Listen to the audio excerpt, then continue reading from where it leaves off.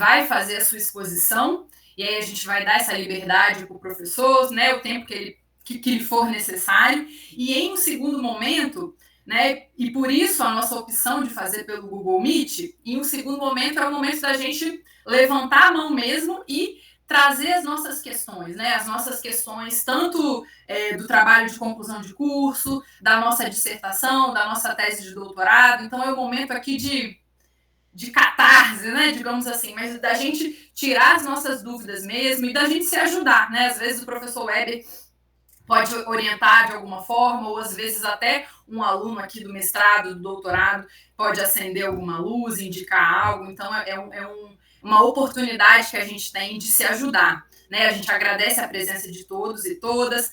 Quando chegar, né, nos últimos 15 minutos desse momento, a gente vai enviar uma lista de presença aqui pelo chat, né? E a ideia é que todo mundo, de fato, realmente participe, né, e se melhore academicamente, tá bom? A gente agradece a presença de todos os alunos que se inscreveram da UFES, do PPGI, né, e da graduação, e também alunos de fora do estado, tá bom, professor Weber? Eu fiz questão de olhar os inscritos, a gente teve 99 inscritos, né, alguns repetidos, mas a gente bateu mais de 90 inscritos nessas oficinas, e tem alunos de vários lugares do Brasil, né?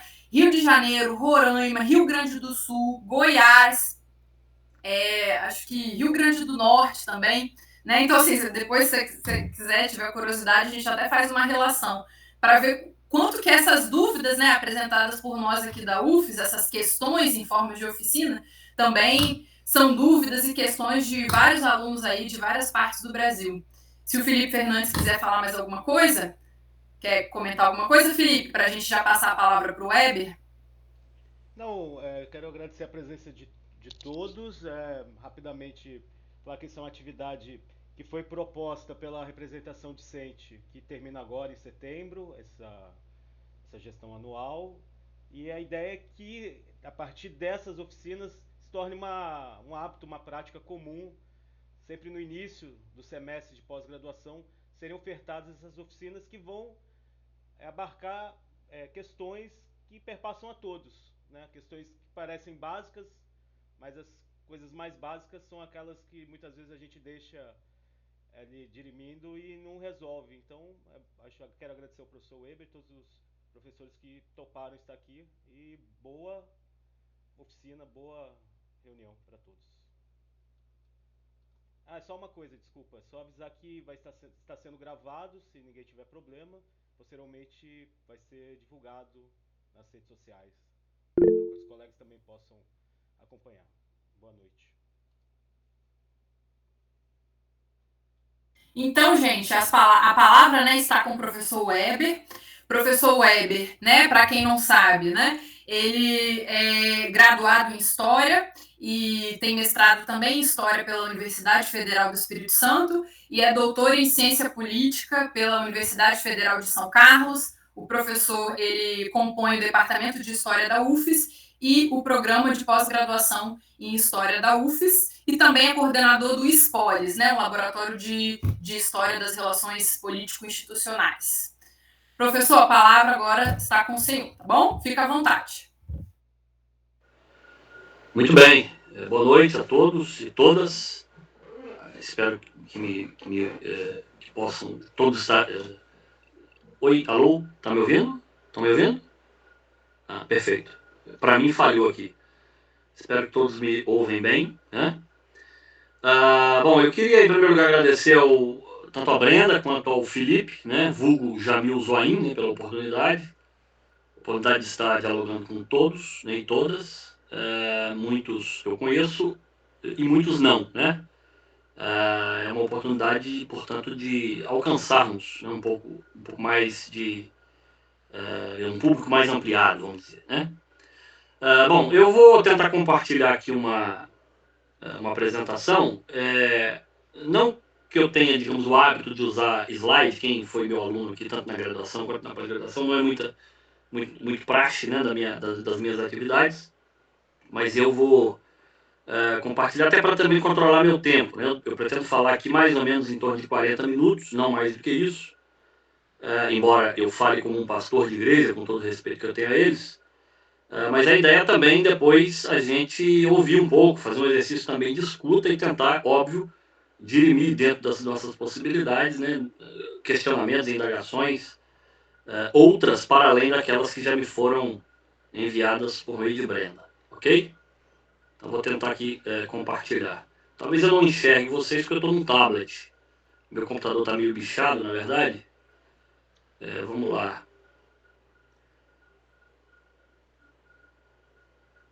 Vocês enxergam aí uma apresentação de PowerPoint? Sim, professor. Sim. Ok, muito bem. Bom, em primeiro lugar, essas foram as indagações que a Brenda me enviou por e-mail. Eu só fiz aqui um recorte e cola, né? E aí, claro, não vou ler todas as perguntas, né, as indagações, mas basicamente eu elenquei de vermelho aí duas que eu acho que considero as mais importantes para iniciarmos aqui uma conversa, né, um diálogo, e claro, depois abrir para outras questões. Primeiro, estabelecer as diferenças entre o que seria uma dissertação de mestrado e o que seria uma tese de doutorado, né? E uma outra indagação que acho que permeia todas as outras é fundamentalmente o que é essencial em uma dissertação e o que é essencial em uma tese, né? Eu vou começar pela segunda questão, né? E acredito que mais importante do que estabelecermos aqui as diferenças entre uma dissertação e uma tese é fundamentalmente traçar um panorama geral, né, dos elementos que eu considero mais importantes, que devem necessariamente, inexoravelmente constar tanto em uma quanto noutra, né? Bom, eu começo pelo começo, né, e pelo que me parece mais óbvio, ou que deveria ser pelo menos mais óbvio, né? Quer dizer, e aí eu coloquei como aspectos fundamentais, né, de pesquisa histórica. Claro que eu estou falando de pesquisa histórica, mas eu posso abranger perfeitamente para pesquisa na área de ciências humanas e sociais, né? E que efetivamente ou inexoravelmente devem constar numa dissertação e numa tese, né? Bom, em primeiro lugar, tanto uma dissertação quanto uma tese devem ter inexoravelmente uma delimitação temática, ou seja, você deve estar inserido dentro de um determinado tema, né? Claro, um tema ele é composto por um sem número de objetos de investigação, né? Por exemplo, eu posso optar, por exemplo, por estudar partidos políticos, por exemplo. Isso é uma delimitação temática, né? Quer dizer, quando a gente está falando de partido político, a gente está falando de um organismo que, de certo modo, está presente em quase todas as democracias ocidentais, né? Numa perspectiva pluripartidária, né? Ou seja, as democracias ocidentais são compostas por variados partidos, embora algumas se apresentem como bipartidárias, mas efetivamente são bipartidarismos forjados, né? Existem um sem número de partidos, né? E aí, claro, não tem como estudar todos, em todas as democracias ocidentais, né? Ou nem nas principais. Eu preciso recortar um determinado objeto, né? Só uma observação importante, eu vou fazer aqui, trazer a lume aqui alguns exemplos de objetos que eu investigo, né? Porque são, evidentemente, elementos com os quais eu estou mais acostumado, mas, evidentemente, depois a gente pode abrir para objetos que cada um de vocês estão estudando, né? Então, note, preciso delimitar, portanto, um objeto, né? E, claro, quando eu falo de um determinado objeto, de um determinado partido, ainda assim, quando a gente fala de um objeto, é algo muito abrangente, né? Então, eu preciso fechar num problema de pesquisa, né?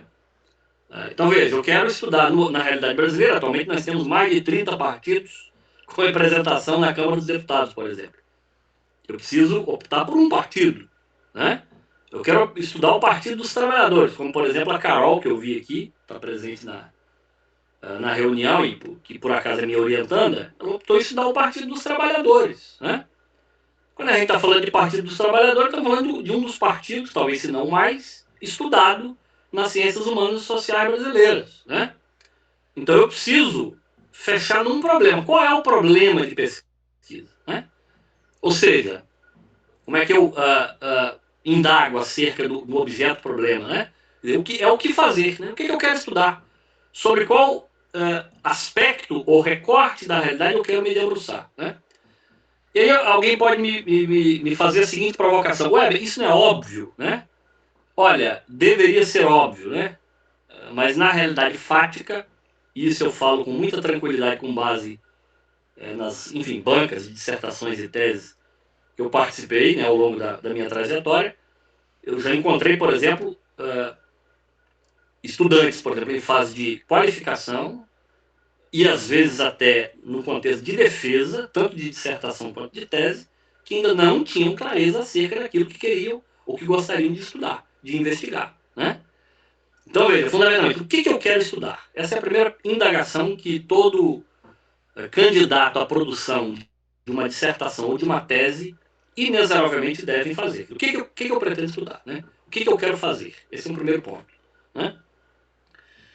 Bom, quando eu estou falando também de uma dissertação ou de uma tese, inexoravelmente eu tenho que lançar mão de uma revisão bibliográfica, ou seja, considerando o objeto problema que está inserido dentro de uma delimitação temática, considerando isso, o que foi estudado acerca do objeto que eu pretendo estudar, né? Ou seja, isso seria a revisão bibliográfica.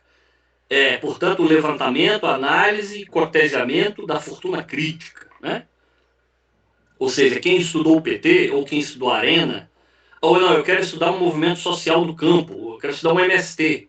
Quem estudou sobre o MST, ou investigou o MST, esse movimento social, né? O fez a partir de quais referenciais, quer dizer, o conjunto de estudos sobre o MST contemplou quais aspectos desse movimento, né? Por que isso é importante? Né? Que é fundamental uma revisão bibliográfica bem feita, porque eu demonstro, digamos, os estudiosos com os quais eu estou dialogando, né? A pergunta é, dialogando com quem? E aí, claro, ao fazer essa análise geral da fortuna crítica, eu indico ou ilumino lacunas sobre as quais eu vou me debruçar, porque, nesse sentido, eu justifico o meu trabalho quanto à sua originalidade, né? Quer dizer, tanto uma dissertação quanto uma tese devem ter determinados níveis de originalidade, né? Claro, a tese, eu vou dizer isso mais à frente, a tese ela precisa possuir elementos, digamos mais potentes quanto à sua originalidade, mas ambos devem ter algum grau de originalidade, no sentido, inclusive, de se justificar perante, por exemplo, captação de recurso ou aquisição de bolsa em determinados programas de pós-graduação, isso se pratica, né? A análise, a verificação, por exemplo, da qualidade, da envergadura daquele determinado objeto, né? Então, a revisão bibliográfica é absolutamente fundamental. Não que a revisão ela tem que, por exemplo, ter um capítulo específico, né? Que geralmente é enfadonho em determinados, digamos, modelos, eu chamo de roteirão francês, né? O sujeito passa parte significativa da dissertação da tese fazendo eternas contextualizações. Você pode fazer, por exemplo, a revisão, dialogar com a bibliografia sobre o seu objeto ao longo da tese, ou ao longo da dissertação. Precisa fazer um capítulo, um subtópico, especificamente para isso. Mas é absolutamente fundamental portanto, haja uma revisão bibliográfica bem feita, no sentido de demonstrar que o seu trabalho tem algum grau, ou um grau significativo de originalidade, né? E aí eu entro, ao mesmo tempo, nesse terceiro item, né? Que é a justificativa. O trabalho tem que se justificar por diversas razões, né? O trabalho tem que ter uma justificativa, que é o porquê fazer. Para que pesquisar o que eu estou... lógico, você pode dizer assim, olha, o sujeito não faz uma escolha aleatória, né? Ele faz a escolha porque ele tem interesse. Essa já seria uma justificativa. Óbvio, é uma justificativa, mas talvez ela não seja suficiente quanto, por exemplo, aos órgãos de fomento que você está submetendo ao seu projeto, ou talvez não é tão relevante assim para o programa de pós-graduação que você está submetendo uma proposta, pleiteando a seleção, né? Então veja, qual é a relevância social daquilo que você está pretendendo estudar, né? Sobre o seu objeto? Qual é a relevância científica, né? Tem algum nível de originalidade, né? Qual é a pertinência? O tema é importante, ele é pertinente para o conjunto da sociedade, né? Ele tem relevância política, ele tem impacto, né? Ele pode trazer transformações importantes, ele pode levar a sociedade a determinadas reflexões, né? Outro elemento importante para se justificar um trabalho, ele é original, ele é viável. Esse é um ponto absolutamente importante, né? A questão da viabilidade, né? Um trabalho de história, por exemplo, ele tem que ter documentação, tem que ter fonte, seja ela qual for, né? Desde fontes materiais, né? Fontes imagéticas, documentos de Estado, documentos oficiais, jornais, fontes orais, né? Ou você vai usar um outro tipo de metodologia, né? Que não é tão utilizado no campo historiográfico, mas em outras áreas das ciências humanas é amplamente utilizado, né? Lá, grupo focal, ou outra pesquisa participante, o pessoal da educação, por exemplo, faz muito pesquisação, independentemente da sua metodologia, de captação, portanto, da sua base de dados, né? Dos seus elementos, dos seus materiais, mas o trabalho precisa ser viável. Você precisa demonstrar que ele é viável para a banca examinadora, né? Ou seja, é preciso, portanto, ter de antemão, até antes da produção de uma dissertação, de uma tese, uma base de dados minimamente levantada, pelo menos cotejada, para que você não patine ao longo da pesquisa que vai redundar numa dissertação ou numa tese, né? Portanto, essa parte do por que fazer é absolutamente fundamental quando a gente está pensando nos elementos que devem constar numa dissertação ou numa tese, né? Claro, um trabalho ele deve ter um objetivo, né? Eu quero, ao final do meu trabalho, fornecer para a sociedade um conjunto de possibilidades, um conjunto de ações, né? Uma proposta de ações visando combater um determinado problema concreto. Um objetivo. Para que fazer? Para que eu estou fazendo essa pesquisa, né? Eu quero, por exemplo, criar uma ferramenta didática para a utilização no ensino básico, né? Ou quero criar um software, a partir das minhas investigações, criar um software voltado para o ensino, né? Então, quer dizer, você precisa dar ao avaliador, ao examinador, clareza quanto àquilo que você pretende com o seu trabalho, né? Com o seu trabalho investigativo. Algumas pessoas, inclusive, confundem objetivos da pesquisa com um roteiro. Objetivos não é a parte da sua pesquisa, é o que você pretende fazer com a pesquisa posterior, né? Ou seja, em que essa pesquisa vai ser útil para a sociedade. É isso que tem que estar efetivamente no radar, né? E, claro, com que fundamentos você pretende cotejar essa base de dados e o seu objeto de pesquisa, né?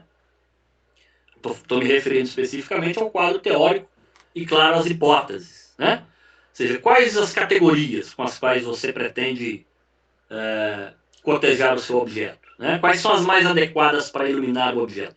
E nesse aspecto é muito importante chamar atenção para um problema, um erro que é bastante comum, né? Quando a gente encontra dissertações e teses, que é o sujeito, por exemplo, fazer uma tese ou uma dissertação que eu chamo, reiterando, de roteirão francês, né? Que é aquele trabalho extremamente enfadonho, né? De referencial teórico. O sujeito gasta, às vezes, uma introdução, um primeiro capítulo, até mais de um capítulo, fazendo um longo quadro teórico, né? Está um exemplo básico. Fui numa banca, o sujeito ia discutir, por exemplo, um determinado personagem e o faria através, por exemplo, da noção de carisma em Weber. Então o sujeito fez quase que uma digressão machadiana, né? Não sei se vocês já leram os romances de Machado de Assis, Memórias Póstumas de Brás Cubas. O sujeito vê uma borboleta pousando na janela do Brás Cubas, ele volta lá na Antiguidade Clássica, né? Então, como o nosso guru Walter Pires dizia, né? Quando eu era criança lá em Barbacena, aquele personagem da escolinha do professor Raimundo, e contou a história do conceito de carisma em quase toda a escola francesa, escola de historiografia alemã, 60, 70 páginas falando de carisma. Quer dizer, a noção de carisma, essa ferramenta, essa categoria, né, que é, ao fim e ao cabo, uma ferramenta para iluminar um objeto, não é o objeto, né? É só uma ferramenta, né? Então você não precisa fazer toda essa digressão para depois iluminar. Aí quando ele chega no objeto propriamente dito, que é analisar o personagem, ele cansou. E aí o personagem ficou apenas tangencial no trabalho. Esse é um erro que a gente observa muito em dissertações. Quer dizer, uma dissertação é uma tese com 2 blocos, né? Quer dizer, um bloco teórico e depois um bloco empírico. Esse bloco empírico é geralmente bastante volátil, bastante frágil, né? O bloco teórico às vezes é mais consistente e os dois não se dialogam, né? Quando ele vai para o empírico, ele não traz consigo as ferramentas para analisar o empírico. Então fica um trabalho meio que Frankenstein, né? Partes distintas, díspares, que não dialogam, né? Eu poderia citar outros exemplos, né? Mas esse é uma questão. Se só discutir partido, né? Precisa fazer a digressão ou fazer a análise, né, de todo o aspecto fundante do partido, de toda a tradição sociológica da ciência política, mesmo do campo historiográfico acerca de partido, né? Elenca a ferramenta mais importante para analisar o seu objeto, né? Aí eu vou estudar um partido de direita, quero estudar o PL, né? Muito bem, qual é a ferramenta teórica mais adequada para analisar este tipo de partido? Né? Eu, por exemplo, na minha tese, analisei, por exemplo, um partido de direita, né? Que esteve vigente, aliás, durante um regime autoritário, né? De 1966 a 1979, Aliança Renovadora Nacional. Quer dizer, qual é a ferramenta teórica, o conceito mais adequado para analisar essa tipologia de partido? Né? Ou não, eu quero estudar um personagem. Então eu vou me inspirar em determinadas ferramentas do campo biográfico, né? Ou do gênero biográfico. Precisa de eu fazer todo um capítulo, um longo capítulo, um conjunto de tópicos e subtópicos para tratar do gênero biográfico? Não precisa, porque tratar do gênero não é o meu objeto. Meu objeto é o personagem, né? E por aí vai, quer dizer, não vou me alongar muito nos exemplos, mas é absolutamente que isso esteja em mente. Quer dizer, tanto uma dissertação quanto uma tese devem, inexoravelmente, lançar mão de determinadas categorias teóricas. Mas essas categorias teóricas não são um objeto. São apenas uma ferramenta. Eu sempre gosto de usar a metáfora da lente. É uma lente que eu utilizo para enxergar a realidade, para iluminar a realidade, para dar mais clarividência à realidade, né? E não o contrário, né? Também é importante chamar a atenção sobre isso. Não é a realidade que vai ter que se acachapar dentro da categoria, é o contrário, é a categoria que ilumina a realidade. Isso é muito comum também em dissertação e tese, né? O sujeito tem, digamos, um arquétipo, né? Isso é até meio freudiano, né? Meio psicanalítico. Ele tem um arquétipo na cabeça, tem um modelo na cabeça. Aí ele vai para a realidade tentando achar aquilo que ele tem pré-concebido. Então não precisa de teoria, né? Estou me lembrando aqui da Arlette Farges, né? Tem um trabalho belíssimo, aquela trabalha a noção de gênero, né? O conceito de gênero. E aí ela faz uma análise bem interessante, quer dizer, não é a questão aqui tratarmos, por exemplo, da questão de gênero à luz da noção de patriarcado, né?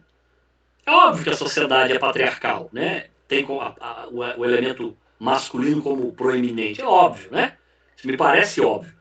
Mas o que é a historiografia? A história, né, a realidade fática, a realidade concreta, nos apresenta para além, digamos, desse arquétipo do patriarcalismo, né, do patriarcado, né, por assim dizer.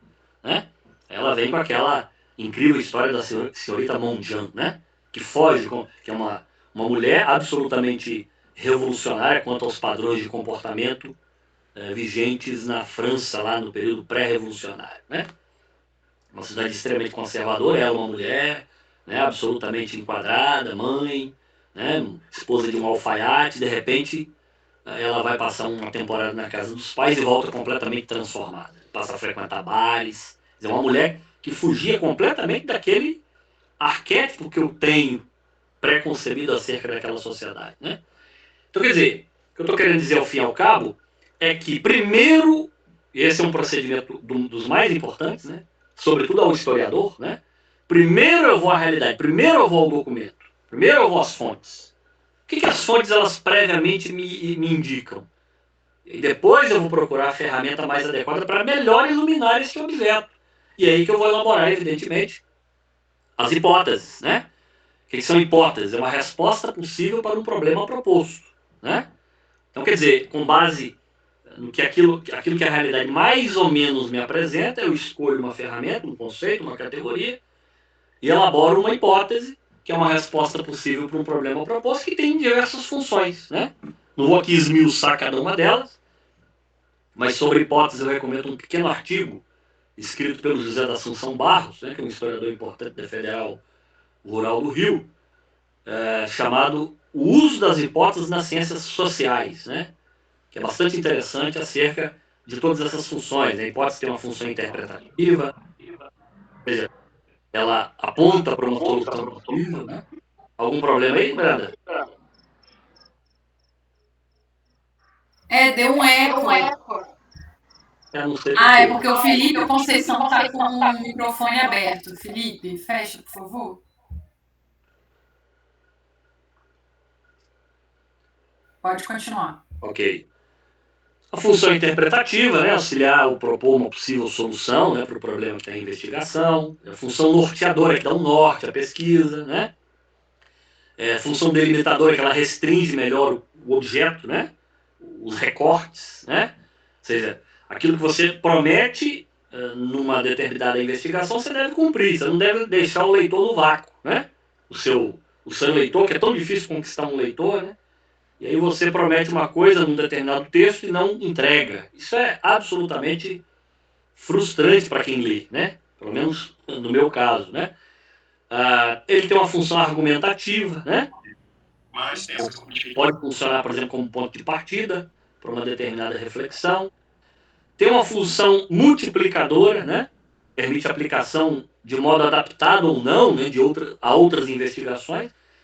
E a última, para quem estuda quem se debruça sobre estudos regionais, talvez seja mais importante, a função complementadora. Quem estuda a história regional sabe disso. Geralmente há uma lacuna enorme de objetos a serem investigados, né?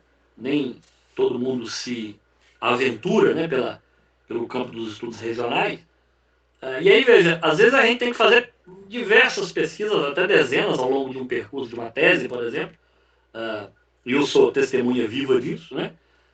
Você vê um determinado sujeito, né, na história, importante para você entender melhor o seu objeto, e você precisa investigá-lo para continuar a sua investigação. Eu chamo isso de pesquisas paralelas que você faz ao seu objeto principal, para preencher uma determinada lacuna e propiciar, portanto, ou proporcionar um melhor entendimento acerca daquilo que você está se propondo a estudar, né?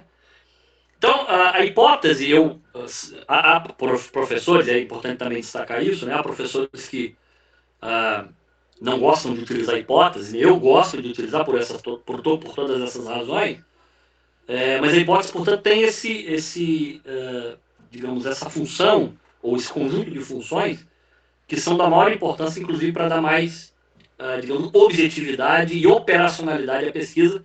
Eu sempre recomendo. Agora, não é fácil elaborar hipótese em ciências humanas, né? Em ciências naturais é relativamente fácil, né? Você tem uma hipótese, você vai para o tubo de ensaio ou para o experimento, você nega ou você confirma a hipótese. Em ciências humanas é diferente, né? Você pode, inclusive, construindo a hipótese ao longo da investigação ou aperfeiçoando a hipótese, refinando a hipótese, né? Esse é um ponto bastante importante que todos que se debruçam a produzir uma dissertação e uma tese que devem efetivamente ficar atentos, né? Retomando esse ponto das fontes, né? Quer dizer, você pretende fazer uma pesquisa. Com que materiais, né? Há materiais adequados para que você traga a lume, digamos, uma investigação bem feita, né? E, digamos, esclarecimentos acerca do projeto que você está querendo estudar, né? Eu me lembro, por exemplo, de uma colega, há um tempo atrás, ela estava com a intenção de estudar, por exemplo, a insurreição de Queimado, né? A insurreição de Queimado, para quem não sabe, foi uma revolta de escravizados que aconteceu na comarca de Santa Maria da Vitória, né? Na região de Queimados, né? Que fazia parte dessa comarca, né? Que era, quer dizer, o que hoje seria mais ou menos a Grande Vitória, talvez um pouco mais ampliado, né? Que era a comarca que era a capital da província do Espírito Santo. Aconteceu em 1849, e o relato mais próximo que nós temos desta revolta de escravizados é o livro escrito pelo Afonso Cláudio de Freitas Rosa, que aliás eu acabei de fazer uma biografia acerca dele, que foi um livro, um opúsculo, um pequeno opúsculo escrito nos últimos meses do ano de 1884, publicado nos primeiros meses de 1885. É o relato mais próximo que nós temos do evento, né? Inclusive, baseou-se, ao que tudo indica, num sobrevivente e partícipe dessa revolta, né? Que aconteceu, repito, em 1849. E aí a pergunta básica que eu fiz, né? Cadê as fontes? Né? Ela, não, eu vou trabalhar com elementos, não, minha filha, veja bem, ou você traz, digamos, os autos criminais. Você tem os autos criminais? Eu até acho que eles existam, mas nós ainda não tivemos acesso, né? Em algum lugar, digamos, naquilo que eu chamo de arquivo profundo, esse negócio deve estar, né? Não acredito que tenha sido incinerado, né? Mas não tem outra documentação, né? Você tem sujeitos vivos? Não tem sujeitos vivos, então não tem materiais, né? Então a sua pesquisa não é viável, né? Não há viabilidade para se trazer um elemento novo para além do que o Afonso Cláudio, em alguma medida, já trouxe no livro dele de 1885, com todos os limites de alguém que escreveu, um jovem ainda, com 24 para 25 anos de idade, que escreveu em 1885, né? Então, assim, não há materiais, então não há, o seu trabalho não tem, portanto, viabilidade, né? A menos que você tenha uma metodologia nova de empregar na documentação que existe, né? Parte da documentação que existe, jornais, alguns fragmentos, né? Mas houve algum achado importante, né? Um inventário de algum ou de um conjunto de proprietários de escravizados partícipes que menciona alguma coisa, algum fato novo. Se não há, não tem viabilidade, né? Então, um historiador, uma dissertação e uma tese deve ter uma base de dados, né? Deve ter um conjunto de elementos empíricos e deve esse conjunto de elementos empíricos estarem submetidos a uma metodologia, né? Uma metodologia que seja capaz de fazer a crítica interna e externa às fontes, né? De dialogar, de entrecruzar a documentação, né? Eu trabalho sempre com a lógica da análise documental múltipla, né? Ou seja, amplos documentos, variados documentos, submetidos portanto, a um trato de crítica interna e externa, submetida à categoria, à hipótese. Todos esses elementos da pesquisa, portanto, devem estar minimamente amarrados, no sentido de eu construir uma narrativa que seja convincente, né? Que seja capaz de dar respostas aos problemas que são eminentemente contemporâneos, né? Embora alguns entendam que nós, historiadores, lidamos com o passado, mas não é bem isso, né? Nós, historiadores, lidamos com qualquer realidade que se apresente como problema que envolva o homem no tempo, né? Então, nós, a partir deste tempo, que nós aqui estamos, e a partir de indagações deste tempo, né, levantamos questões, perguntas, e recorremos ao passado no sentido de dirimir esses dilemas que são eminentemente contemporâneos, né? Nesse sentido, isso é polêmico. Toda história, ela é, em alguma medida, a história do tempo presente, na medida em que a pergunta é presente, né? A pergunta está localizada nesse tempo, né? Mas com quais materiais, né? Com quais instrumentos, né? Ou seja, de que modo fazer? Estou falando aí da base empírica, da base material e da metodologia. A metodologia é o como fazer, de que modo fazer, né? Eu vou usar pesquisa qualitativa, quantitativa, pesquisa documental, história oral e aquelas outras metodologias que eu já mencionei, né? Grupo focal, pesquisação. Quer dizer, inexoravelmente, todos esses elementos devem constar tanto numa dissertação quanto numa tese. Numa das indagações que a Brenda me enviou, por exemplo, alguém faz a pergunta se um trabalho de dissertação pode ser só bibliográfico, né? Tanto um quanto o outro pode ser, né? Nesse sentido, a base ou a bibliografia é, ao só tempo, também fonte primária. Mas, lógico, ao cotejar, né, esse tipo de estudo, ele deve, de certo modo, também estar submetido aos elementos próprios que eu já indiquei acima. Metodologia, deve estar muito bem descrito como é que você vai cotejar essa bibliografia, qual é o problema que você quer investigar, né? Eu por exemplo, indico aqui um trabalho que é um trabalho, ao fim e ao cabo, de revisão bibliográfica, né? Um trabalho portanto, historiográfico, né? Do campo da história, da historiografia, né? Que faz muito isso.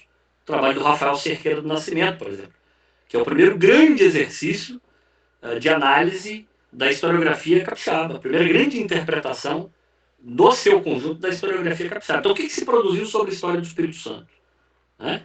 E ele faz uma análise crítica, ele elabora um problema, né? Portanto, o objeto é a historiografia capixaba. Qual é o problema considerando esse objeto, que é a historiografia capixaba? Né? Ou seja, qual é a narrativa que permeia toda a historiografia capixaba? Ele vai cunhar uma categoria, que aliás eu recomendo bastante, que é a ideia da narrativa histórica da superação do atraso. Né? Portanto, é um trabalho de revisão bibliográfica, no final das contas, né? Que o pessoal da história da historiografia faz bastante. Mas, repito, isso tem que estar muito bem amarrado em todos os elementos já descritos. Né?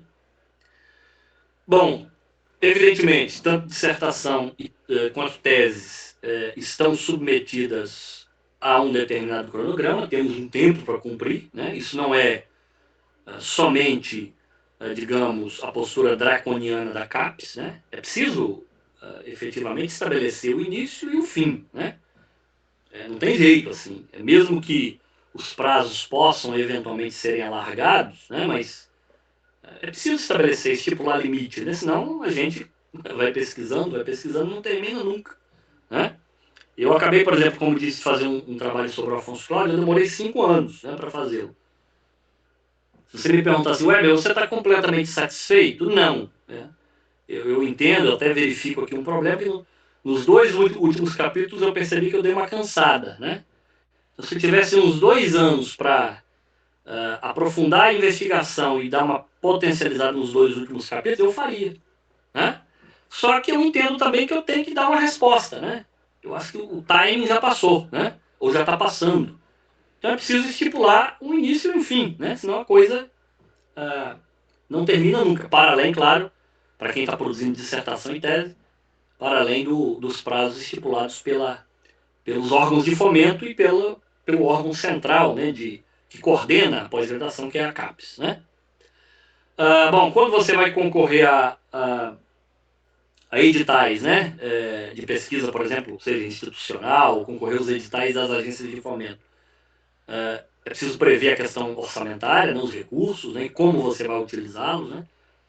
Eu acabei de submeter um projeto na Universal da FAPES, por exemplo. Você tem que estipular quase tudo que você vai gastar ao longo da pesquisa. Né.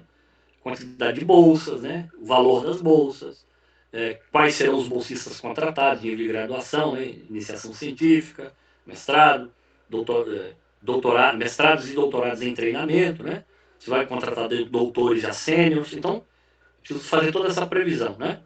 E claro, é preciso também, e esse último ponto eu chamo a atenção, né? Acerca da questão da bibliografia, o uso racional da questão da inteligência artificial. Esse é um desafio que está sendo colocado a nós neste momento, né? Há um uso indiscriminado, a meu ver, da inteligência artificial. Né? Claro, é uma ferramenta extraordinária, mas é preciso treinamento para fazer o uso dela. Né? E eu tenho notado, eu já encontrei alguns problemas nesse sentido, o uso da inteligência artificial redundar em plágio. Né? Então, ou em plágio, ou, por exemplo, em referências bibliográficas inventadas. Né? A IA, o ChatGPT, por exemplo, é mestre nisso, né? Aquela ferramenta chinesa que eu sempre esqueço o nome menos, né? Pelo menos eu tenho notado. Mas o ChatGPT é mestre em inventar referências, inventar mesmo. Né? Esses dias atrás eu fui ler um trabalho, né? Fiquei estupefato, né?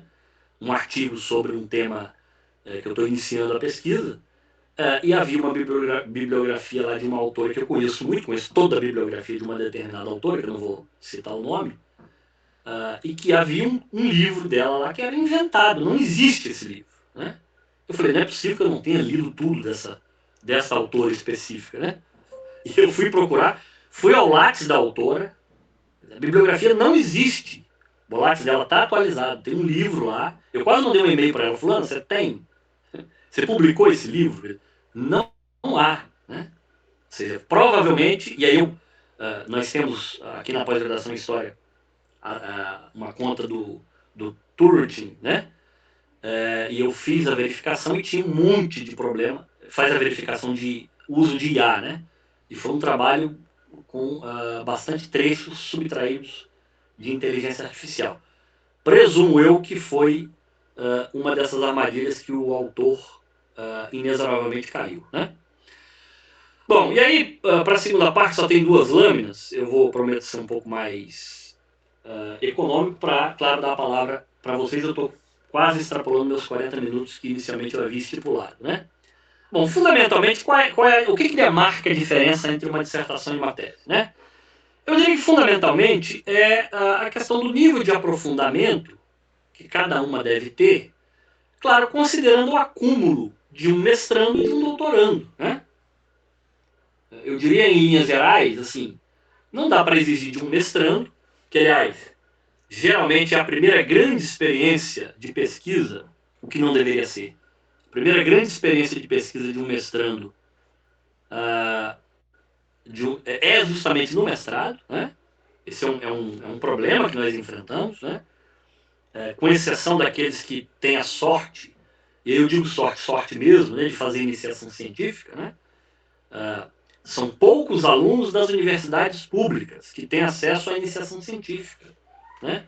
Quem fez curso na iniciativa privada e a imensa maioria dos estudantes, mesmo na universidade pública, não tem condições, não tiveram condições ou possibilidade de fazer iniciação científica, né?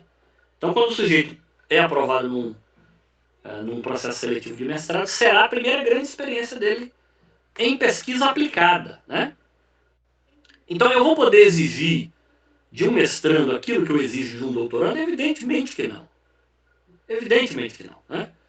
Então, é preciso ter essa primeira clareza, né? Um doutorando, né, que redundará, evidentemente, num doutor, ele já tem um acúmulo de 2 anos de pesquisa no mestrado, né? Que eu diria que é o grande pulo do gato. Mesmo, inclusive, para aqueles que têm a possibilidade de fazer iniciação científica, né? Mas, fundamentalmente, o que seria uma dissertação de mestrado? Quer dizer, o objetivo principal é desenvolver a capacidade de pesquisa autônoma, né? Com certo domínio metodológico e aprofundamento em um tema específico, né?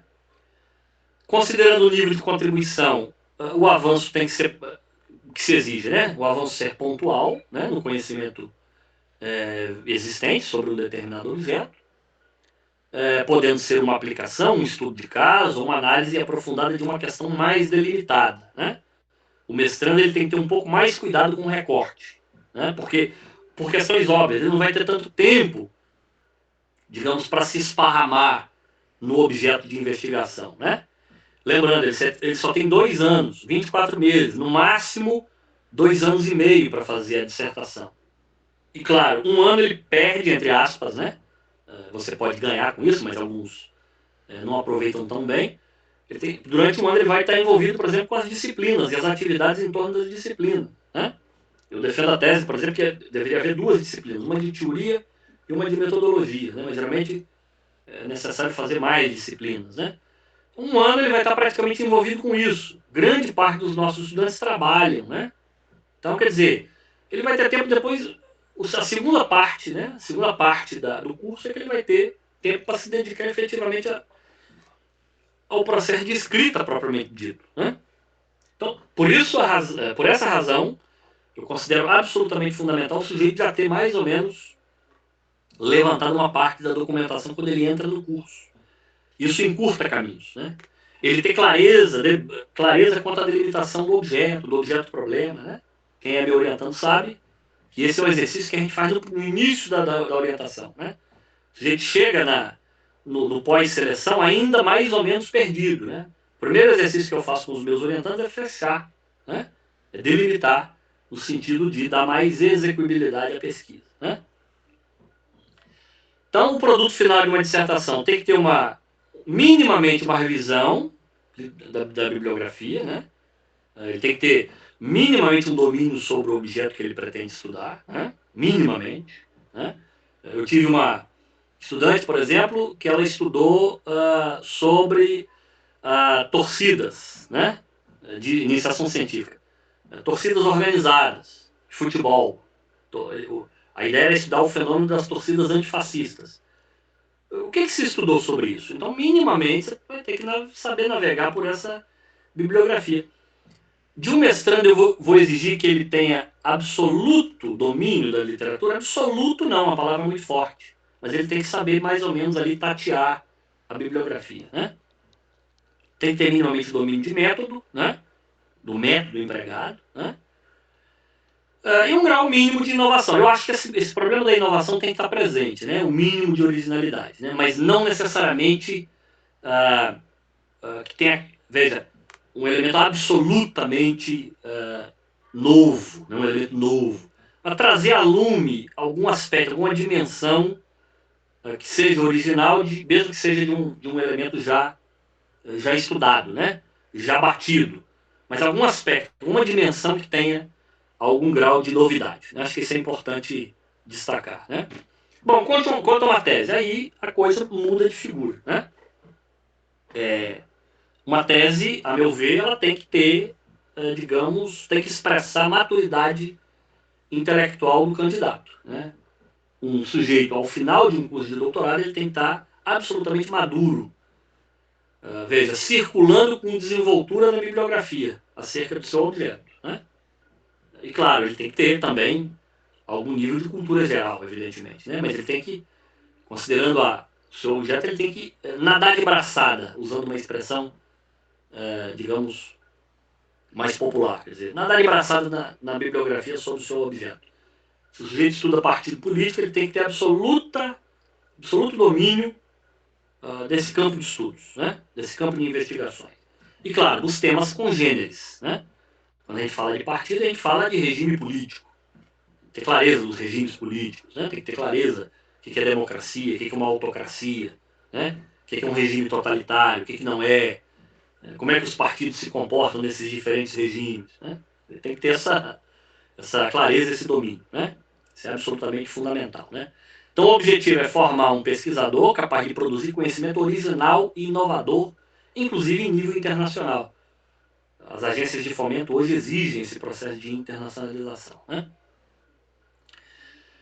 O nível de contribuição, trazer algo inédito e relevante, né, para a área, né, com impacto, tanto do ponto de vista científico, teórico, metodológico.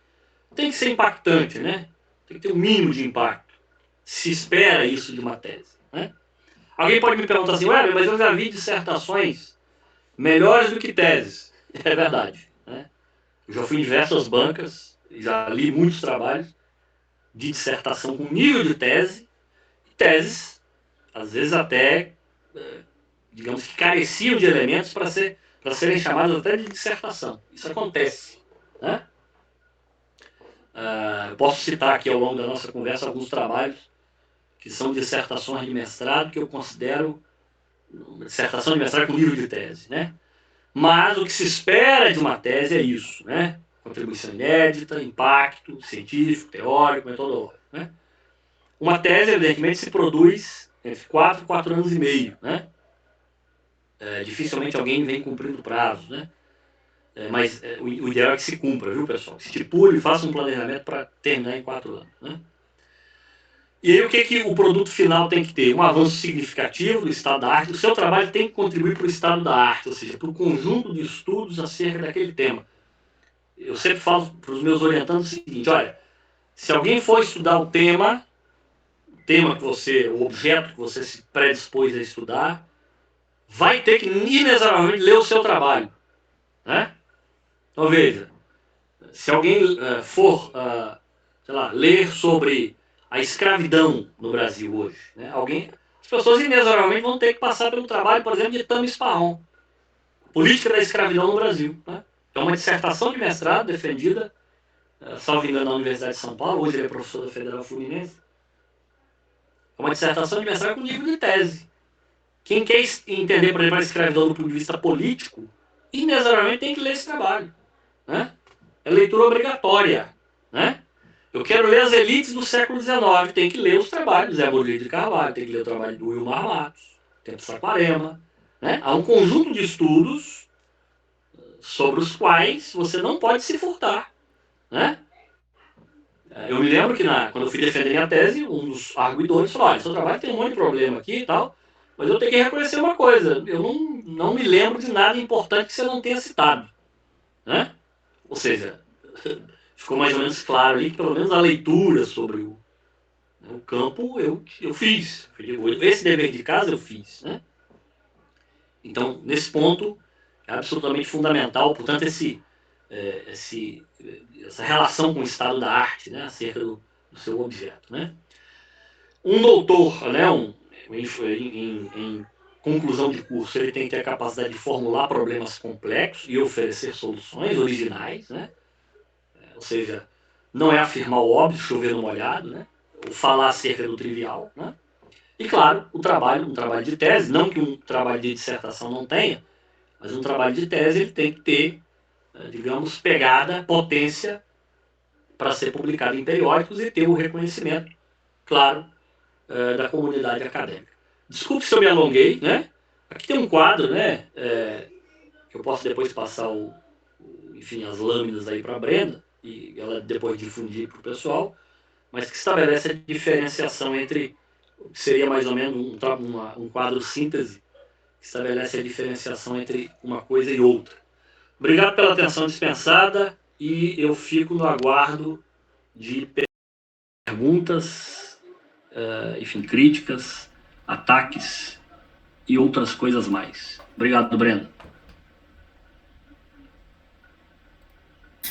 Ótimo, professor. Felipe Fernandes, você tem você que está com o controle do Google Meet, você consegue estabelecer a ordem das perguntas? Sim.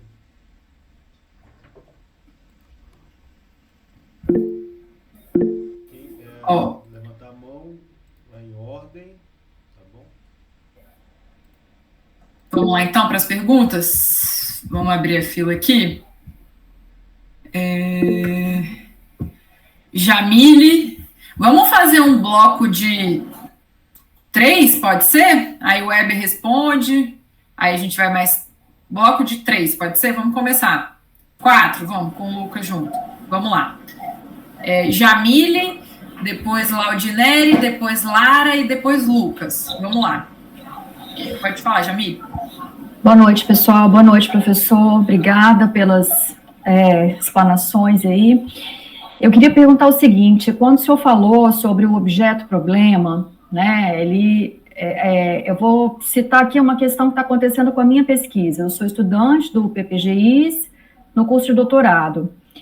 E a pergunta é, quando o problema de pesquisa era quando você fez o seu projeto, né, para entrar no programa, e depois do aprofundamento inicial, do seminário de pesquisa, a sua pesquisa vai por outro caminho e você sente a necessidade de redefinir esse problema por mais de uma vez, inclusive, que é o que está acontecendo comigo.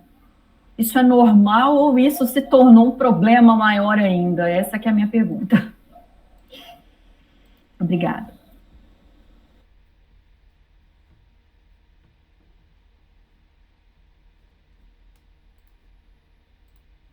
Laudineri, agora? Sim, boa noite, pessoal, boa noite, professor, obrigada.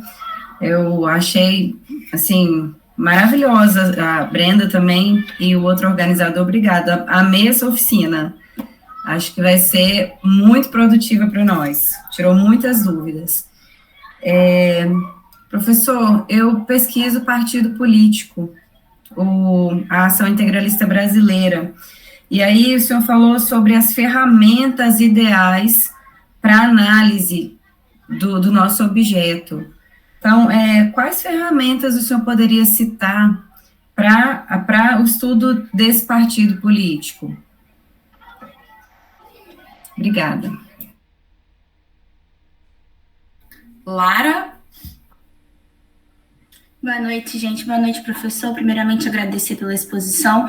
A minha dúvida ficaria no caso, que eu acho que é o que eu mais estou tendo dificuldade, em ter um plano de redação para dissertação, porque a gente lê e, ao mesmo tempo, muita dificuldade em saber o que colocar nos capítulos, o que falar, para ter no final, igual você falou, né, para não ficar massivo, muita contextualização e sem a informação necessária que é o objeto em si, né? Lucas? Boa noite, pessoal. Obrigado, professor Weber. Excelente exposição. A minha dúvida é mais no sentido de, quando o senhor fala da revisão de bibliografia que já foi produzida sobre o tema, você acha que é mais interessante colocar essa revisão bibliográfica de cara ali na introdução, ou que faria mais sentido, ou enfim, dedicar algum subtópico exclusivo para isso? Somente essa dúvida. Obrigado.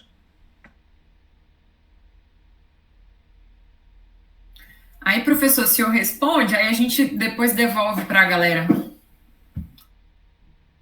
Muito bem, vamos lá. Algumas não são tão fáceis de responder assim de bate-pronto, né? Bom, primeiro, da Jamile, né, acerca do objeto-problema, a questão do... Enfim, entra com um objeto e, na medida em que, enfim, vai fazendo as leituras, os aprofundamentos, verifica a necessidade de redefinir. Isso não só é normal, como é até recomendável, né? É recomendável que assim seja, né? À medida em que uma pesquisa ela não surge, digamos, pronta, né? Ou seja, isso vai ser quer dizer, o que você efetivamente vai estudar vai ser resultado, vai ser a síntese entre o diálogo inicial, sobretudo entre você e o seu orientador, claro, à luz das leituras que você vai fazendo, né, na parte inicial. Claro, quanto mais cedo você fazer essas definições, melhor, né? Que aí você vai ter a capacidade, a possibilidade de cotejar o objeto de modo mais objetivo, de modo mais cirúrgico, né? Mas é sinal de que você já está tomando, digamos, pé do tamanho do seu objeto, do tamanho do problema, né? Ou seja, você está tomando consciência, é uma tomada de consciência acerca da complexidade do objeto, né? Então é absolutamente normal, não se reprima por isso, né? E esteja aberta, né? Esse é um ponto importante, né? Que tem e não tem a ver com o que você colocou, né? Veja, eu sempre recomendo aos meus orientandos o seguinte: olha, tenha contato com o seu objeto todos os dias, seja lendo, escrevendo ou levantando documentação. Hoje, sintam-se absolutamente privilegiados. Vocês têm hoje uma série de acertos disponíveis na internet, tem hemeroteca digital. Olha, na minha época, tanto de mestrado quanto de doutorado, não tinha hemeroteca digital, era na unha, viu? Tinha que ir lá no microfilme, lá no arquivo público. Eu sou um historiador de arquivo, né? É importante registrar isso. Então, assim, é absolutamente fundamental que você tenha contato diário com o seu objeto, né? Eu dei aula, dei 50 horas na semana, hoje é sexta-feira. Para ali, 1 hora, né? E faz uma leitura, alguma coisa, algum contato você tem que ter, né? Por que isso é absolutamente importante? Para você incorporar a pesquisa em você e no seu cotidiano, nas suas tarefas diárias. Vai chegar um momento em que a pesquisa vai tomar vida, meio que uma vida própria, né? Eu sempre brinco com isso, né? Quer dizer, nós historiadores, sobretudo, a gente lida com os mortos, né? Os nossos mortos, eles vão, de certo modo, criar vida. Nós seremos só uma espécie de canal, né? Eu brinco, numa comunicação recente, até brinquei com a coisa do Chico Xavier, nós só vamos psicografar, né?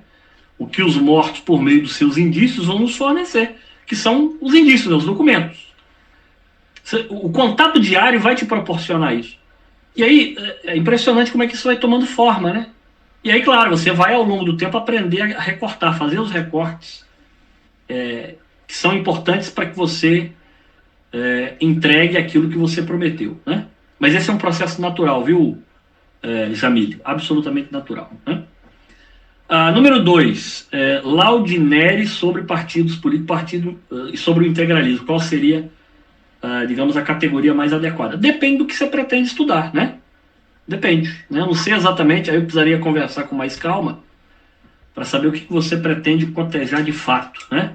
Por exemplo, o integralismo é o partido fascista à brasileira, é aquele fascismo histórico brasileiro. começa lendo, por exemplo, aquela pequena conferência do Humberto Eco, proferido, se eu não me engano, na Universidade de Colômbia, sobre o fascismo eterno, né? Ou seja, o integralismo quando a gente fala do nazismo, a gente está falando de de uma doutrina que está subscrita num livro, num conjunto de livros, né? Tem os teóricos do nazismo, né? Rosenberg, o próprio Mein Kampf, né? Tem um manancial a partir do qual o Partido Nazista decodificou uma doutrina que já existia, né? Em alguma medida, né? E esses doutrinadores reuniram num corpo textual elementos, ideias forças que já estavam presentes na sociedade alemã desde sempre. O antissemitismo estava presente na Alemanha desde Bismarck, né? O fascismo não. O fascismo tem as suas variantes. O nazismo é um tipo de fascismo, inclusive, né? O fascismo tem as suas variantes. Você quer, por exemplo, entender o integralismo? Então você vai ter que utilizar, enfim, os teóricos do fascismo, né? Os estudiosos que elaboraram categorias para entender o fascismo. Acabei de mencionar um que é o Humberto Eco. Ou você quer discutir, por exemplo, o integralismo nas urnas. Aí é uma outra categoria, né? Você quer entender o integralismo nos jornais? Aí é uma outra coisa. Enfim, eu não sei exatamente o que você pretende. Se você, depois a gente pode sentar com calma, no sentido de me elucidar com mais calma o que pretende para a gente fazer, eu indicar, né, de maneira mais adequada, uma categoria que seria mais, digamos, mais ideal ao seu objeto, né? Eu, por exemplo, estudei a Aliança Renovadora Nacional, que é um partido de direita, né? Mas não é um partido, quer dizer, absorveu alguns fascistas, né? Que depois redundará do PRP, né? Que era o partido integralista durante o período 45-64, partido do Plínio Salgado. Mas não podemos dizer que a Arena era um partido fascista, de jeito nenhum, né? Era um partido que expressava o conservadorismo brasileiro, que é uma outra coisa, né? Diga, Brenda, pois não? Bom, como é uma oficina, eu acho que a gente está com tempo. Se a Laudinere quiser falar rapidamente, né, do que se trata o objeto dela, é bom que o Weber já conseguiria apontar. Eu acho que funciona assim, Laude, pode falar. Eu gostaria. No caso do integralismo, eu pesquiso a divulgação do integralismo, a cooptação no Espírito Santo, através dos periódicos, especialmente da revista Vida Capixaba. E aí, eu comecei a pesquisa muito focada nessa revista, mas eu acabei vendo também, por exemplo, o Diário da Manhã, que trazia publicações que poderiam também, talvez, ser enquadradas como esse tipo que contribui para a divulgação do movimento. Então você não está falando, o seu objeto não é o partido propriamente dito, mas o modo como o partido procura estabelecer processos de consentimento com a sociedade. Sim. Né? Não sei, Bourdieu e a noção de poder simbólico talvez ajuda. Bourdieu, a noção de economias das trocas simbólicas, né? Faz uma tentativa, lê a Economia das Trocas Simbólicas de Bourdieu, né? Ou seja, que é justamente o partido mobilizar determinados símbolos, signos, que de certo modo são fundamentais para a construção de consentimentos junto a determinados segmentos da sociedade, né? O partido lança a mão disso, né?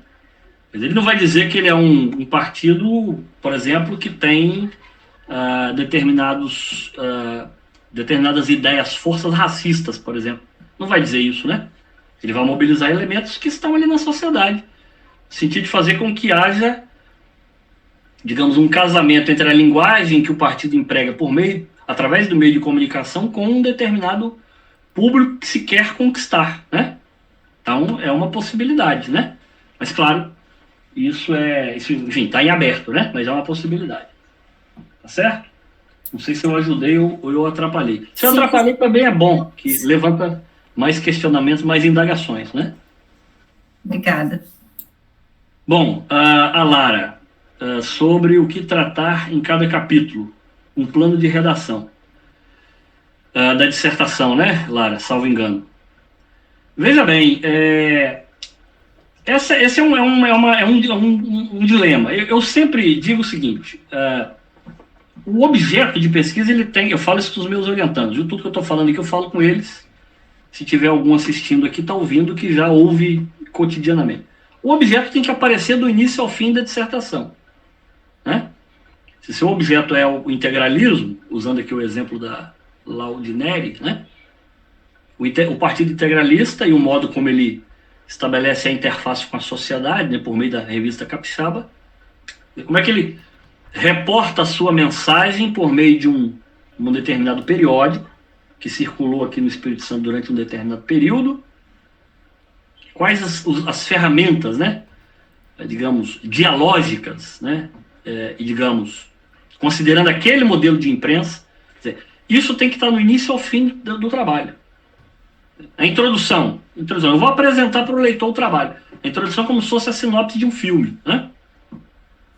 E de maneira objetiva, olha, a dissertação tem como propósito investigar, né, o Partido Integralista no Espírito Santo e o modo como este partido estabeleceu uma relação com determinados setores da sociedade por meio da revista Vida Capixaba. Tal estudo, aí você faz enuncia para o leitor.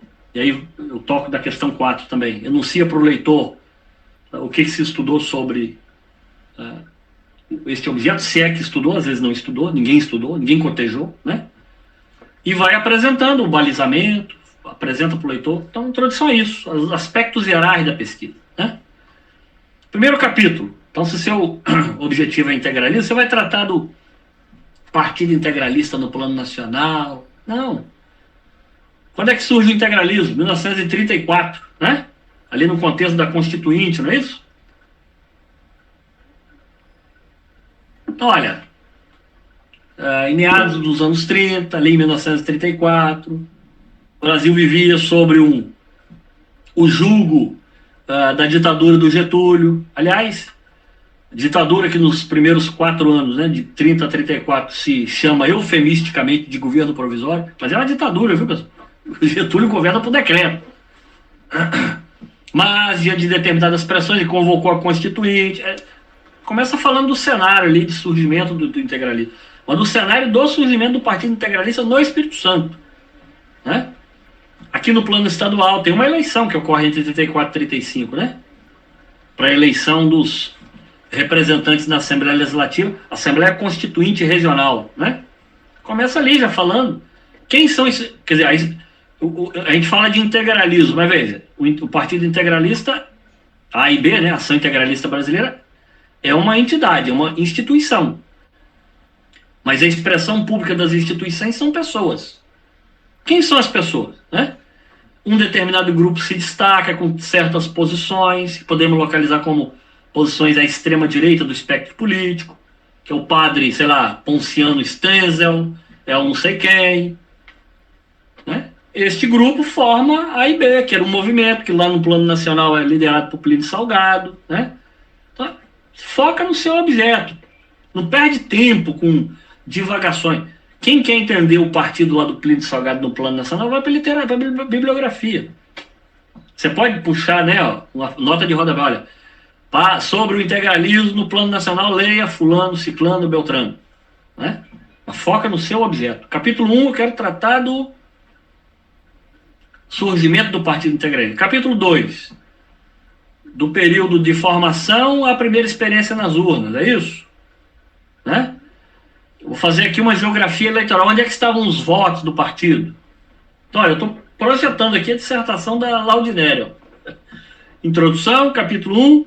Capítulo 2, uma espécie de geografia do voto. Eu posso te adiantar que o Partido Integralista tinha voto na região centro-sul do Espírito Santo, que é exatamente onde hoje estão os votos do senhor Jair Bolsonaro e seus asseclas, né? Pegarmos o mapa eleitoral lá da década de 30 e colocar é um croquis, né? E, claro, e depois você vai tratar, propriamente dito, do modo como está ancorado numa determinada interface que faz com a sociedade, né? Via a revista Vida Capixaba, que já tem mais ou menos. Isso aqui é uma proposta, não é uma camisa. E aí, respondendo a pergunta, um plano de redação dos capítulos não é uma camisa de força, você faz uma projeção, né? Para você trabalhar com base numa projeção. Pode ser que no contexto de confecção do trabalho propriamente dito, o trabalho adquire outra forma. Como disse, o trabalho vai ganhar vida própria, né? Eu tenho aqui pelo menos uns 5 esquemas dos 8 capítulos que permeiam a biografia que eu acabei de escrever do Afonso Cláudio, né? E aí, veja, eu pego as primeiras e pego a última versão, é bastante... Quer dizer, tem alguns elementos ali, mas está bastante diferente. Na medida que eu fui me apropriando do objeto e verificando os pontos de inflexão do objeto, que me permitiu, por exemplo, dividir os capítulos, isso foi ficando mais claro. Então, o plano de redação é importante para você ter um ponto de partida. Parafraseando aqui o Carlos Drummond de Andrade, né? Ele sempre dizia o seguinte, Monteiro Lobato, né? Monteiro Lobato dizia o seguinte: terminar é difícil, concluir é difícil, coloque-se um ponto final e fim-se. Difícil é começar, né? Como é que se começa? Começa fazendo um sumário, né? Sumário. Depois você vai, na medida em que você vai escrevendo propriamente dito, com base nesse plano, a própria pesquisa e o próprio objeto vai te dar, portanto, vai te revelar, digamos, a melhor forma de dividir o trabalho no seu corpo, né? Agora, o mais importante, cada capítulo é parte de um todo. Os capítulos devem se dialogar, né? Eles devem estar entrecruzados, né? Isso é absolutamente fundamental, né? Eu acho que eu respondi as 4 primeiras, né?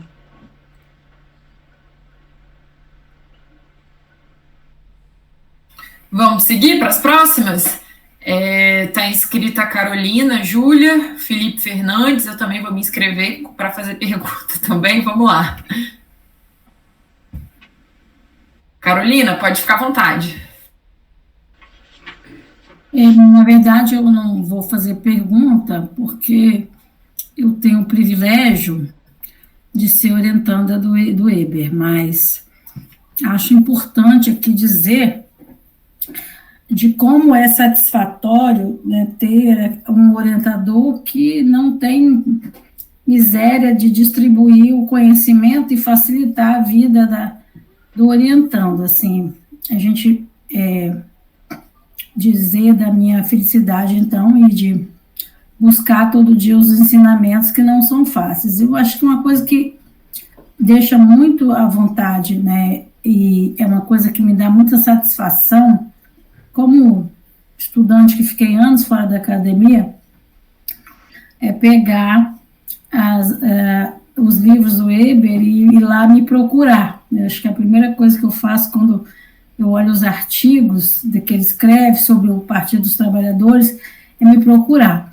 Então, isso me dá conta de como é importante fazer essa revisão bibliográfica considerando o que já foi feito, porque é um eterno de construção, é uma eterna busca por uma construção de entender o objeto no tempo do espaço. Nesse sentido, eu queria que você abordasse, se possível, assim, essa coisa da fortuna crítica que você falou, porque eu acho que isso assim, eu que já pesquisei esse partido, né, antes de você entrar na graduação, mas como a sua visão me fez enxergar um outro objeto no tempo e no espaço. Então, eu gostaria que você falasse mais sobre isso, porque eu acho que isso vai ser importante para o conjunto aqui que está assistindo, e também aproveitar para parabenizar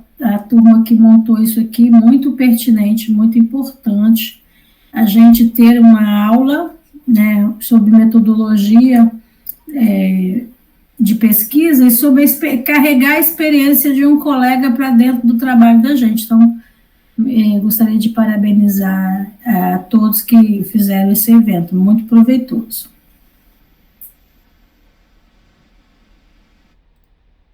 Bom, sou eu agora, aproveitar a oficina, também vou aproveitar para perguntar para o professor Weber, porque algo que na minha tese tem dado certa aflição, esse estilo da escrita. Por quê?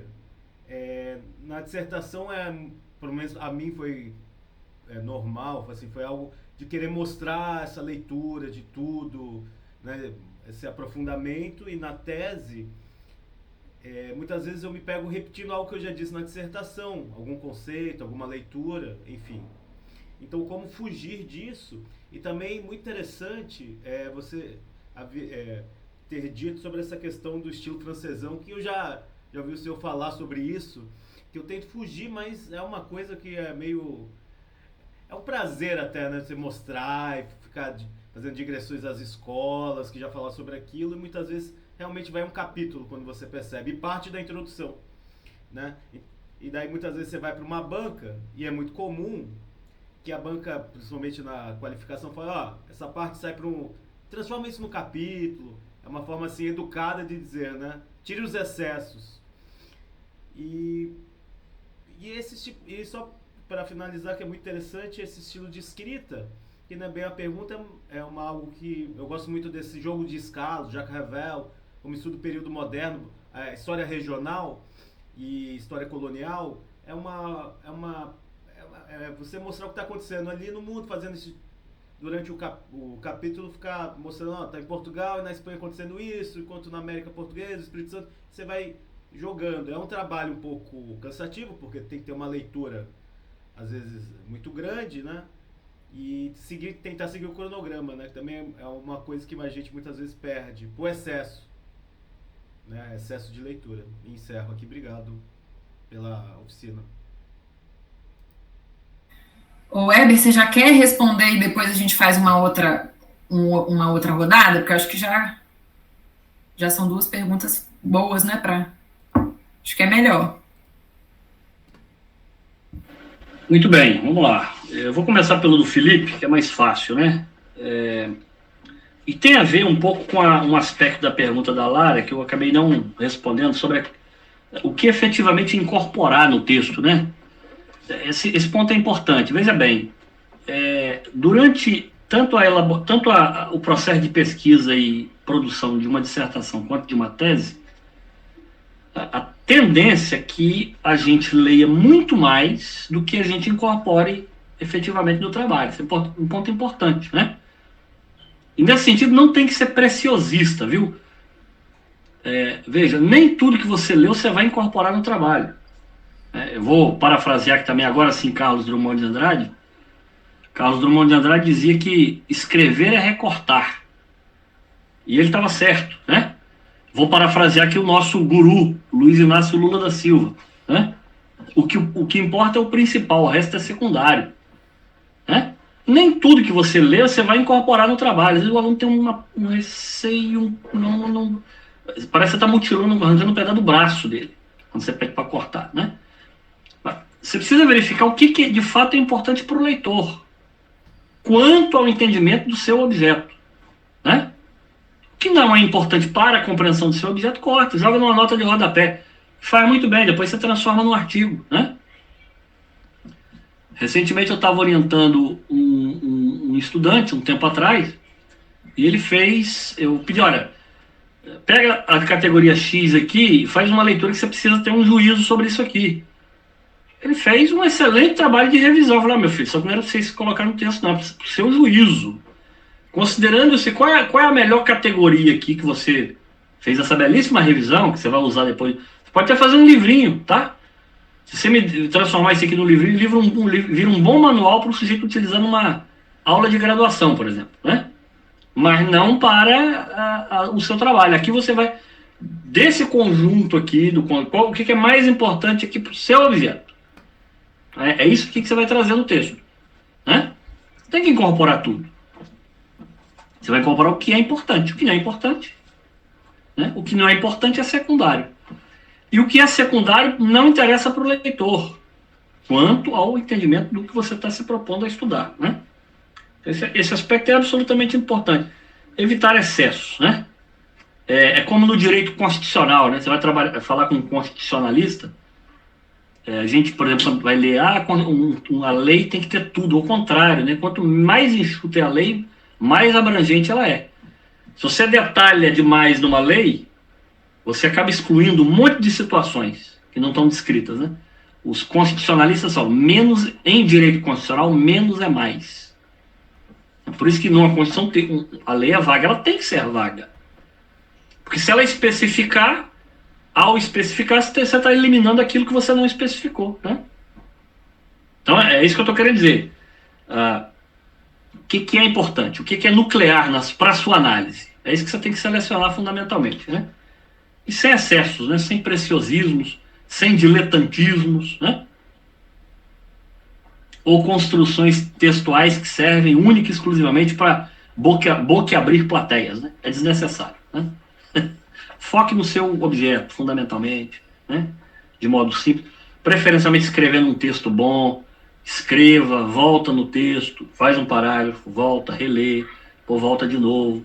Depois você vai tomar uma cerveja, você volta depois com calma, novamente no texto, né? Eu sempre encho o saco dos meus orientandos nesse sentido. Seja mais zeloso com o texto, viu? Trate bem o leitor, sabe? O leitor não é obrigado a ser maltratado, né? Eu brinco também que meus pais, quando me fizeram, eu sou o segundo de uma ninhada de 3, né? Havia ainda amor na relação, né? Apesar de eu ter meus quase 5 graus de miopia e astigmatismo, eles fizeram meus olhos com tanto carinho para eu ser judiado pelo texto, sabe? Judiar é uma expressão inadequada, né? Desculpa. Ser maltratado pelo texto, sabe? Não, trata o leitor bem, né? Seja objetividade sem perder a profundidade também. Texto é um equilíbrio, sabe? Escrever é difícil. O nosso guru Walter dizia isso, rapaz, respeita o texto. Quando você ia atacar um leitor, ele fala, rapaz, respeita o texto, para escrever é difícil. E é mesmo, né? Escrever é difícil. Seja objetivo, sem ser superficial, né? E escreva bem, né? O que é importante fundamentalmente? O que você leu e não incorporou, usa nas suas aulas, na produção de artigos, entendeu? Sem problema, né? Nada vai ser desperdiçado, né? Bom, quanto à fortuna crítica acerca do PT, bom, aí é um assunto à parte, né, cara? O PT, como eu disse na minha apresentação inicial, é, sem dúvida alguma, o partido que mais foi estudado na história brasileira, né? Há 4 grandes conjuntos de estudos sobre o PT, por exemplo, né? O primeiro, que tratam o PT como novidade, né? Lá no âmbito do seu surgimento, são aqueles estudos ali, final dos anos 80, início dos anos 90, né? Que apontaram para esse ineditismo da experiência petista, o único partido efetivamente de massas da história brasileira, né? Embora, isso é importante, seja um partido de massas, porque ele não surgiu no âmbito do Estado, né? Ele surgiu no âmbito da sociedade, mas ao mesmo tempo, isso é um dado curioso, uma ambiguidade, uma ambivalência do partido, né? É um partido que tem originalmente o seu eleitorado um eleitorado de classe média, né? Classe média. Um dado interessante, né? E aí depois você tem um segundo, à medida que o PT foi se inserindo na institucionalidade, foi adquirindo prefeitura, algumas vagas nos legislativos, tanto municipal quanto estadual, o partido começou a apresentar algumas contradições. Aí surge segunda categoria de estudos, né? Conjunto. Trabalhos que procuram apontar essas contradições. Os conflitos da Luísa Urundina com a Câmara, do prefeito Vitor com a Câmara, né? Os problemas lá de Santa Quitéria, na Bahia, na região do ABC Paulista, né, Diadema. Enfim, depois você tem um terceiro conjunto de estudos, são estudos um pouco mais críticos do PT, né? Ou seja, considerando essa inserção institucional. Um quarto conjunto seria partidos efetivamente críticos, né? Que apontam para a inserção institucional do partido, para o enquadramento do partido na institucionalidade brasileira, né? Então, quer dizer, há pelo menos quatro grandes conjuntos de estudos acerca do PT. E, claro, tem o PT em nível regional, que abarca diferentes dimensões, né, do partido. E este é o campo que você está atuando, né? Quer dizer, tratar do partido no ambiente da história regional capixaba, da história política regional capixaba, no período da história do tempo presente, né? Ou seja, entender o partido no pós-2002, que trouxe, evidentemente, um novo momento para o partido. Aliás, um aspecto do partido ainda pouco estudado, né? Alguns trabalhos, claro, Pedro Ribeiro e alguns outros, que eu já, inclusive, te indiquei, mas, efetivamente, é um campo que ainda está em aberto, né? Os estudos ainda estão pipocando, por assim dizer, né? Mas, veja, como é que é importante essa fortuna crítica. Você precisa fazer toda essa revisão? Não, isso está feito já por um monte de gente, né? Um monte de gente já fez essa revisão. Os estudos estão aí, você vai trazer uma nota de rodapé para quem vai indicar, e você vai tratar do PT agora. Olha, aqui no Espírito Santo, o PT foi tratado aqui, acolá, dessa forma, daquela, e vai partir para o abraço, né? Como diria também na linguagem popular. O que é efetivamente importante, né? Então, acho que é isso, Brenda. Eu vou fazer a minha pergunta agora e o José Gomes, se alguém tiver pergunta, eu acho que pode já levantar a mãozinha também, que aí a gente faz mais um bloco, tá bom? Que a gente já está encaminhando para a última meia hora aqui da oficina. Professor, também queria te parabenizar e te agradecer, né, por toda a exposição. Vamos lá, em relação à minha pergunta. Deixa eu tirar a vergonha de lado. Qual que é a questão? Assim como uma colega, né, que indicou, às vezes a gente faz uma seleção para o mestrado, para o doutorado, e a gente acha que a gente tem um projeto razoavelmente bem estruturado, a gente é aprovado pela banca, né, de seleção, mas à medida que a gente vai lendo, né, que a gente vai incorporando mais coisas, a gente passa a questionar a qualidade do nosso próprio projeto e do nosso próprio trabalho. Ainda mais a gente no doutorado, né, talvez a cobrança seja até maior, porque a gente precisa de entregar um trabalho que de fato seja inédito, que de fato tenha uma contribuição relevante, né, para não passar vergonha também, afinal o nosso trabalho vai estar aí para todo mundo ler na internet. E aí, né, vou trazer o meu caso em específico, que o senhor conhece, né, razoavelmente também, talvez ajude aí outros colegas a pensar. O meu projeto em si, de doutorado, né, e é o que eu tenho pensado ainda, é um projeto, né, que tenta cotejar a trajetória do Everton Montenegro Guimarães, né, que foi um advogado e jornalista e que viveu no Espírito Santo de 49 a 2002, né, morreu jovem, com 50 anos.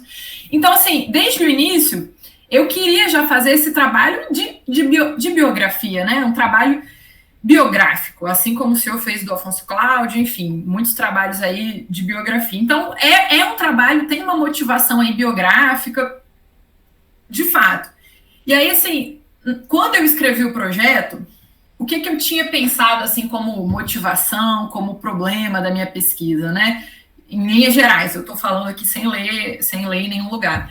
É entender, né, quais seriam as motivações do Everton, né, nos anos 60, nos anos 70, 80 e 90, que foram esses anos aí que ele atuou, especialmente as décadas de 70, 80 e 90, quais foram as motivações desse personagem, né, ao investir na luta dos direitos humanos, né? Nas décadas de 70 e 80, a gente estava num cenário de ditadura, e aí depois acaba a ditadura e ele continua investindo nisso, né? Então assim, eu até coloquei que os direitos humanos poderia ser um conceito interessante para eu utilizar, né, entender essa dimensão dos direitos humanos aí. Então, inicialmente, a minha questão era essa. E aí, assim, terminei recentemente de ler o conjunto documental, era para eu ter feito isso antes, né, mas o livro dele, A Chancela do Crime, A Verdadeira História do Esquadrão da Morte, é um livro extremamente fatigante, difícil, não sei se o senhor chegou a ler ele todo, ele está aqui todo despedaçado, né, porque li ele durante uns 3 meses, indo e vindo para o trabalho. Enfim, terminei de ler, né, todas essas fontes aí, ainda preciso ir para a história oral, e eu me peguei, assim, questionando a qualidade das ferramentas analíticas que eu tinha, entendeu? Assim, será que isso é suficiente para uma tese, né? Assim, quase numa crise, né? Entrei em contato com o meu orientador, porque, assim, inicialmente, eu, né, à medida que a pesquisa foi avançando, eu acabei me preocupando muito mais com a memória construída sobre ele do que com a própria trajetória, né? E aí eu acabei até publicando uns capítulos de livro, né? Algumas coisas assim sobre a memória dele, sobre sobre um investimento que, ao meu ver, foi feito pelo Poder Legislativo e pelo Poder Executivo do Estado, ao criar aquilo que eu nomeei por lugares de memória para o Everton, né? Aí eu cito, né, nessas minhas reflexões parciais aí, as comendas de direitos humanos que receberam o nome dele, a Casa de Direitos Humanos, ligada à Secretaria de Direitos Humanos, a escola, né, no bairro Arlindo Vilasque, em Viana. Então, assim, houve um investimento aí institucional, Prêmio de Direitos Humanos Dom Luiz, houve um investimento na memória dele nesse pós-2003. Então, assim, de certa forma, um capítulo mais voltado para a memória, eu até que tenho conseguido amadurecer. Só que aí, conversando com o senhor aí há um mês atrás pelo Zap, você me questionou algumas coisas aí que eu fiquei mais doida ainda, né? E aí a sua pergunta foi muito relevante, né? Porque às vezes a gente superestima o nosso biografado, né? A gente quer dar uma relevância para ele, às vezes, maior do que ele teve. E aí, voltando, né, para minha ferramenta analítica, eu até pensei assim, talvez eu possa até continuar usando lugar de memória, trabalho de enquadramento da memória, para um capítulo que eu vou falar sobre a memória dele, que talvez seja o último capítulo da minha tese, né? Que eu de fato, queira trabalhar um capítulo sobre a memória. Mas a partir da trajetória dele, tá fragilizada, né? Eu ainda tô assim, meio que tateando, e aí eu pensei em vários conceitos, né? Em várias ferramentas analíticas. E aí, assim, o problema é o excesso, né? Porque a gente pensa em tanto conceito, em tanta ferramenta analítica, que a gente se perde no excesso. Isso também é um problema, que a gente não tem tempo para ler tudo. E aí, eu pensei 2 conjuntos analíticos aqui, que eu vou apresentar para vocês, para ver se é por aí mesmo, ou se eu tenho que respirar, conversar com o meu orientador, até já marquei uma reunião com ele. E aí, assim, o primeiro conjunto de conceitos que eu tinha pensado, né, em relação à trajetória dele, seria talvez a ideia de homem público, talvez ler o Sennett, né, o fim do homem público, talvez aí o conceito de interesse, de papel social, né, talvez um pouco da condição humana, da Hannah Arendt, pensando esse espaço público, esse espaço de atuação. Então, assim, foi um conjunto de conceitos que eu pensei inicialmente. Um segundo conceito, Ícaro, a gente vai passar nisso daqui a pouco. Um segundo conjunto de conceitos que eu pensei, foi até dica do Pedro, meu orientador, ele falou assim, Brenda, você já leu a tese da Ângela Alonso, que você gosta muito, inclusive, né, Weber? E aí ele me passou a tese, me passou um resumo da tese, que é um capítulo que ela tem no Brasil, no livro de Brasil Império. E aí ele falou assim, porque talvez você possa conseguir mobilizar o conceito de repertório, de estrutura das oportunidades políticas, pensando que o Everton Montenegro Guimarães teria mobilizado um repertório aí que foi ativo na década de 70 e 80, que era o repertório de direitos humanos, né, de uma luta pela democracia. Então, talvez um segundo conjunto de conceitos que eu poderia usar seria de repertório, de estrutura de oportunidades políticas. E aí, ouvindo a sua comunicação na semana passada sobre o Afonso Cláudio, eu cheguei a pensar também em usar o Koselleck, né, talvez aí espaço de experiência, horizonte de expectativas. Ou seja, eu tenho muitas ideias, né? Tenho muitas possibilidades de ferramenta analítica. E com esse excesso, o meu problema é o excesso, né? Eu acho que na dissertação de mestrado também foi o excesso. Aí eu acabei conseguindo recortar, né? No final, assim. Então, às vezes, o excesso é um problema, talvez não meu, né? De muita gente que está nos assistindo também. Então, acredito que eu consiga... Acredito que eu tenha apresentado minha questão, né? Apesar de ter me perdido um pouco. Se o senhor quiser responder, eu acho que é melhor, e depois a gente passa para o José, senão a gente se perde aqui. Pode ser, José? E aí eu vou passar a lista de presença também nesse meio tempo. Vamos lá, vou tentar, bom, pelo menos iluminar. Veja bem, eu acho que você deveria fazer algo mais simples, viu, Brenda? Em primeiro lugar, é o seguinte, todo personagem, e aí, claro, eu acho que você deve investir naquilo que é mais simples, a meu ver, a priori, que é um gênero biográfico mesmo, tentar fazer ou dialogar com os elementos do gênero biográfico, né? Entender a trajetória do Everton sem a intenção de demonificá-lo ou de sacralizá-lo, né? Não se trata de um santo, também não se trata de um demônio, né? Ou seja, você precisa trazer o personagem a lume, né? seja, de modo empático, nem de maneira antipática, nem com antipatia, nem com simpatia. Eu particularmente conheço o Everton só pelo seu viés, digamos, eminentemente de atuação, mas não conheço o homem, né, o personagem, né? Veja, então, isso é uma coisa, até porque você está lidando com um personagem que também passou por um processo de mitificação e por um processo de demonificação. Né? É um personagem que tem muitas camadas sobre ele. É como um fóssil, né? Eu sempre gosto de usar um biografado, um personagem na história é um fóssil. Ele está lá. Tem um monte de sedimento em cima dele, né? Que são as apropriações, as representações, né? As leituras, os ataques. Ele é o personagem importante que combateu um regime autocrático, né? Combateu o chefe do aparelho repressor que no Estado queria pôr um governador. Não é pouca coisa. Acusou o sujeito, levantando uma quantidade significativa de prova de que ele era o chefe da Esquadrão da Morte, né? É importante isso. E, claro, foi um sujeito que também foi submetido ao processo de esquecimento. Esquecimento também é memória. Esquecimento é uma forma de apropriação. Então, preciso primeiro trazer o personagem a lume, né? Portanto, traçar a trajetória do sujeito. Onde ele se formou, como. Inclusive desmistificando, né? Geralmente, os personagens, se pegar o Everton pelas entidades que procuraram consagrá-lo, né? Ele provavelmente é descrito como um titã, né? Um homem iluminado além do tempo. Quando você vai verificar o sujeito em loco, ele é humano, demasiadamente humano, né?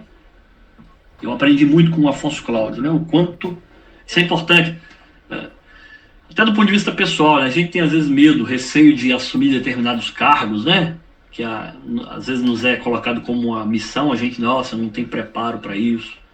A gente acha que esses grandes vultos são homens por excelência preparados, né, municiados para lidar com a diversidade. Nada.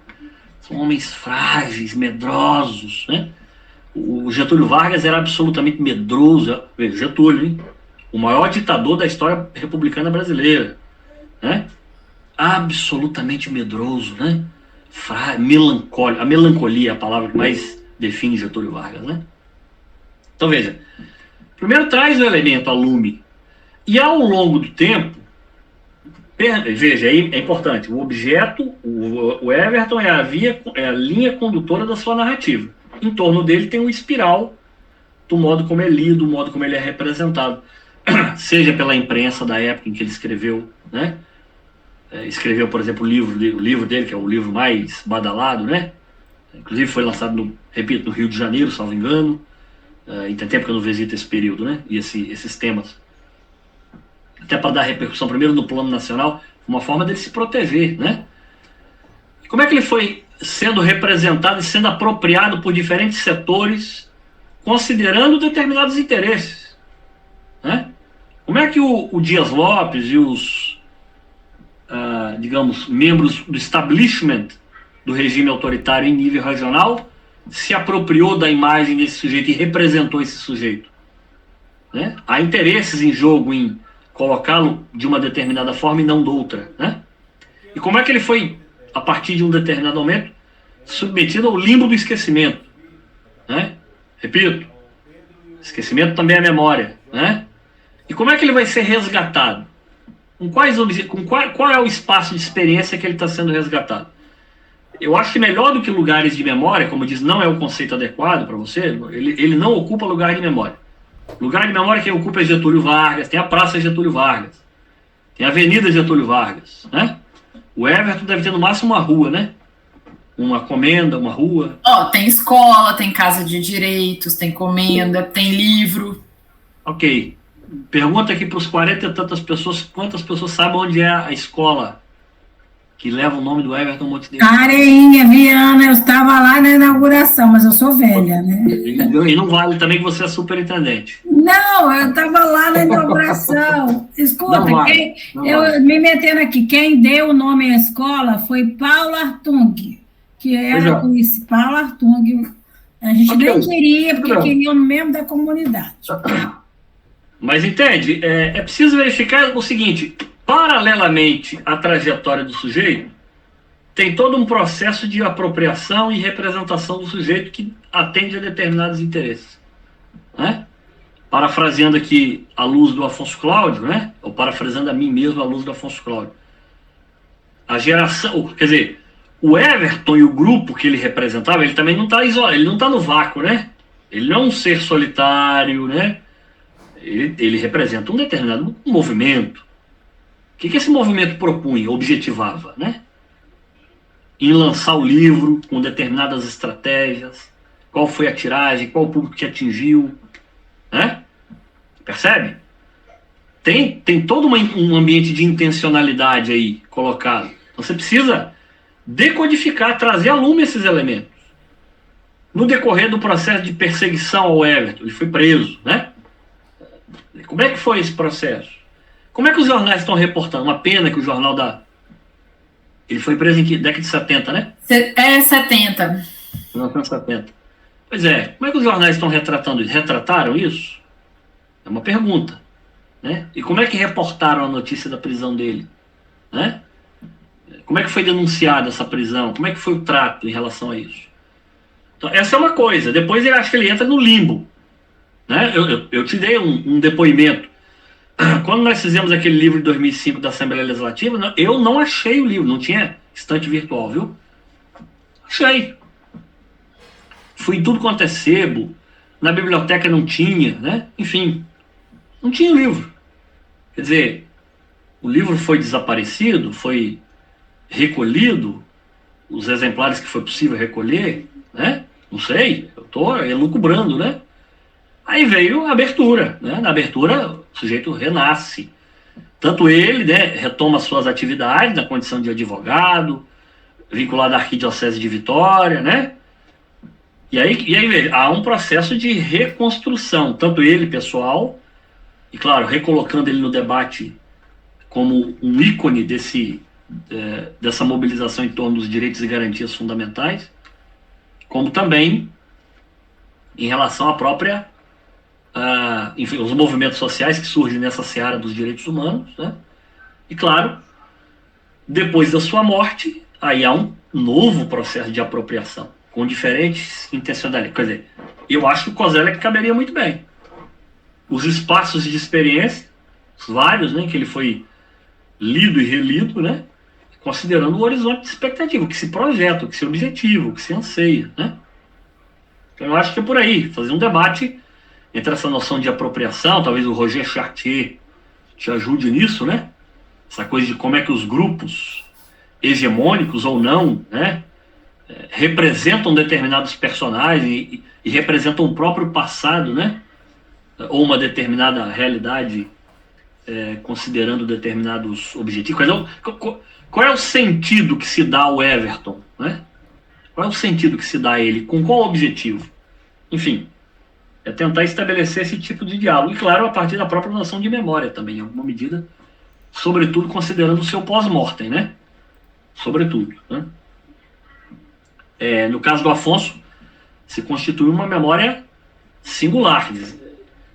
Houve uma seleção deliberada de determinadas nuances da sua trajetória, portanto, houve a construção de uma memória, muitos desses traços inventados mesmo, né? No livro eu estou trazendo isso, o que foi inventado, o que não foi inventado, para torná-lo esse caso exemplar do movimento abolicionista e republicano no Espírito Santo, no sentido de colocar o Espírito Santo para além da sua condição de atraso. Olha, o Espírito Santo não, ele tá concatenado, né, o que está sendo verificado no plano nacional, né? Então é mais ou menos nessa lógica que eu acho que você deve pensar o sujeito, né? Vamos lá. Não sei se eu... O professor, só me indica, qual é o livro do Chartier que você acha que caberia uma leitura? Deixa eu ver aqui. Depois eu te passo. Tá bom. Aquele mais importante dele, agora eu esqueci o título. Aquele de representação, que todo mundo... Esse aí. Tá. Vamos lá para o último, para as últimas pessoas que tinham levantado a mão?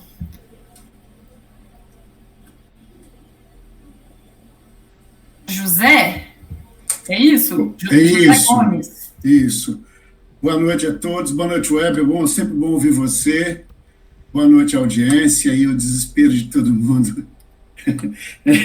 nesse processo de pesquisa, os acertos e dos erros. Weber, a minha pergunta é extremamente básica. Você já respondeu parte dela quando falou das nossas leituras vão para o material escrito, mas tem uma coisa que me incomoda, e aí sempre que eu posso eu pergunto sobre isso, desde a graduação. Como organizar efetivamente essa quantidade de leitura, esse material todo, de forma otimizada? Eu sinto que eu não consigo fazer isso bem, não sei se alguém alguma vez conseguiu fazer isso bem. Na graduação eu usava muito recurso do fichamento, hoje ainda uso, mas acho que é possível que tenha outras experiências que sejam melhores do que a minha, porque fazer fichamento é um trabalho enorme. Era isso que eu queria ouvir você um pouco da sua experiência aí acumulada como pesquisador e também como orientador. Boa noite a todos e obrigado. Sim, quero saudar os colegas que tiveram a ideia dessa oficina, que foi muito fantástica, muito bacana mesmo, tá, gente? Satisfação é minha, Gomes. A gente tem que parar, inclusive, para tomar uma cerveja, tempo que a gente não se vê. Dia 3, está marcado. Dia 3 não, dia 1º, não? Você está falando de quê, Carol? Do preso? Do julgamento. Meu Deus, é verdade. Mas a sentença não deve sair no dia, não. Bom, vamos lá.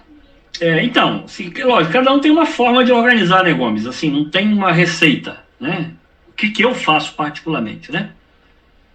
A minha cabeça é mais ou menos organizada tal como meu computador, né? Meu computador é um pouco... É porque eu estou no tablet aqui, é uma pena não poder mostrar as pastas aqui, mas eu gostaria muito de mostrar. Primeiro, assim, eu faço uma pasta, por exemplo, eu vou estudar o Afonso Cláudio, vou dar um exemplo clássico. Eu baixo numa pasta todos os trabalhos que eu encontrar sobre o Afonso Cláudio. Só sobre ele, somente ele, né? Livros, enfim, os opúsculos ou artigos que foram escritos sobre ele, né? Que é efetivamente o núcleo do meu trabalho, né? Fundamentalmente. Aí eu vou estudar o PT, eu vou levantar tudo sobre o PT, né? Mas, claro, há uma série de outros estudos que tratam do Afonso Cláudio de modo tangencial. Esse é uma segunda categoria de trabalhos que eu tenho que me apropriar em alguma medida, né? Quer dizer, o Afonso Cláudio não é o objeto, mas ele é mencionado por esses outros estudos, né? Sei lá, quem estudou o movimento abolicionista no Espírito Santo toca no nome de Afonso Cláudio, né? Ele é uma figura importante do movimento abolicionista, isso é inegável. Então, tem uma segunda pasta, o movimento abolicionista, né? Há um outro conjunto de estudos que também tocam de modo mesmo que tangencial no nome do Afonso Cláudio, não só dele, mas tocam o movimento republicano. É um terceiro conjunto de leitura, a questão de prioridade, né? Começa pelo que é mais prioritário e vai abrangendo, né? Claro, você vai ler, aí é que vem o problema do excesso, né? Você vai ler coisas que você não vai ter que incorporar no trabalho. Então, por exemplo, quando eu fui fazer a minha revisão de literatura, e você pode fazer essa revisão, como disse, ao longo do trabalho, né? Mas, por exemplo, dos autores que eu li que estudam especificamente o Afonso Cláudio ou que o comentam, o que é possível dizer acerca do meu objeto de estudo, que é o Afonso Cláudio? Olha, eu consegui identificar 3 conjuntos de comentários sobre o Afonso Cláudio. E aí eu menciono, inclusive, alguns trabalhos que não tem o Afonso Cláudio como objeto, mas que fizeram comentários que foram, digamos, impactantes, que são marcantes, e que permeiam, digamos, outros comentários, outros estudos. Então esse é um procedimento, né? Agora, então esse é um conjunto de pastas, digamos, que eu organizo para ler. Depois eu pego uma outra pasta, olha, quais são aí seria um conjunto de leituras mais teóricas, né? Quais são os autores teóricos que vão me ajudar a entender esse personagem, né? Eu tenho lá, além do eu compro o livro, por exemplo, do Koselleck, que eu usei bem, né? Não fiz grandes elaborações sobre o Koselleck. Eu li o livro mais importante dele, sempre inverto o título, né? Passado, futuro, futuro, passado, né? Fundamentalmente, esse livro é fundamental para meu, para entender, para iluminar meu objeto, né? Mas eu também procuro ver alguns comentadores. Primeiro eu leio o COSEC, depois alguns comentadores do COSEC, para me apropriar melhor das duas principais categorias que eu mobilizei, né? Horizonte de expectativa e espaço de experiência. Quer dizer, eu vou incorporá-lo no trabalho, no meu livro sobre Afonso Cláudio? Não necessariamente, né? Não, eu não incorporei, mas para me ajudar, me apropriar do conceito, né? E para melhor aplicá-lo, né? E aí, lógico, é uma outra pasta, né? Agora, paralelamente a isso, né, ou até previamente, eu já tinha feito um amplo movimento de levantamento, um amplo movimento de levantar fontes, documentos, né? Só para vocês terem uma ideia, a pena que eu não posso mostrar, eu tenho uma pasta aqui com mais de 10 mil documentos sobre Afonso Cláudio. Mais de 10 mil documentos, né? Quer dizer, não são 10 mil documentos, são 10 mil fotografias, né? Mais de 10 mil. Tá batendo quase 12 mil, né? Tem de tudo que você imagina. Tem inventário, claro. Inventário tem 200 e tantas páginas, são 200 e tantas fotografias, uma foto por página. Mas só para se entender o volume, claro, está classificado lá por tipologia, né?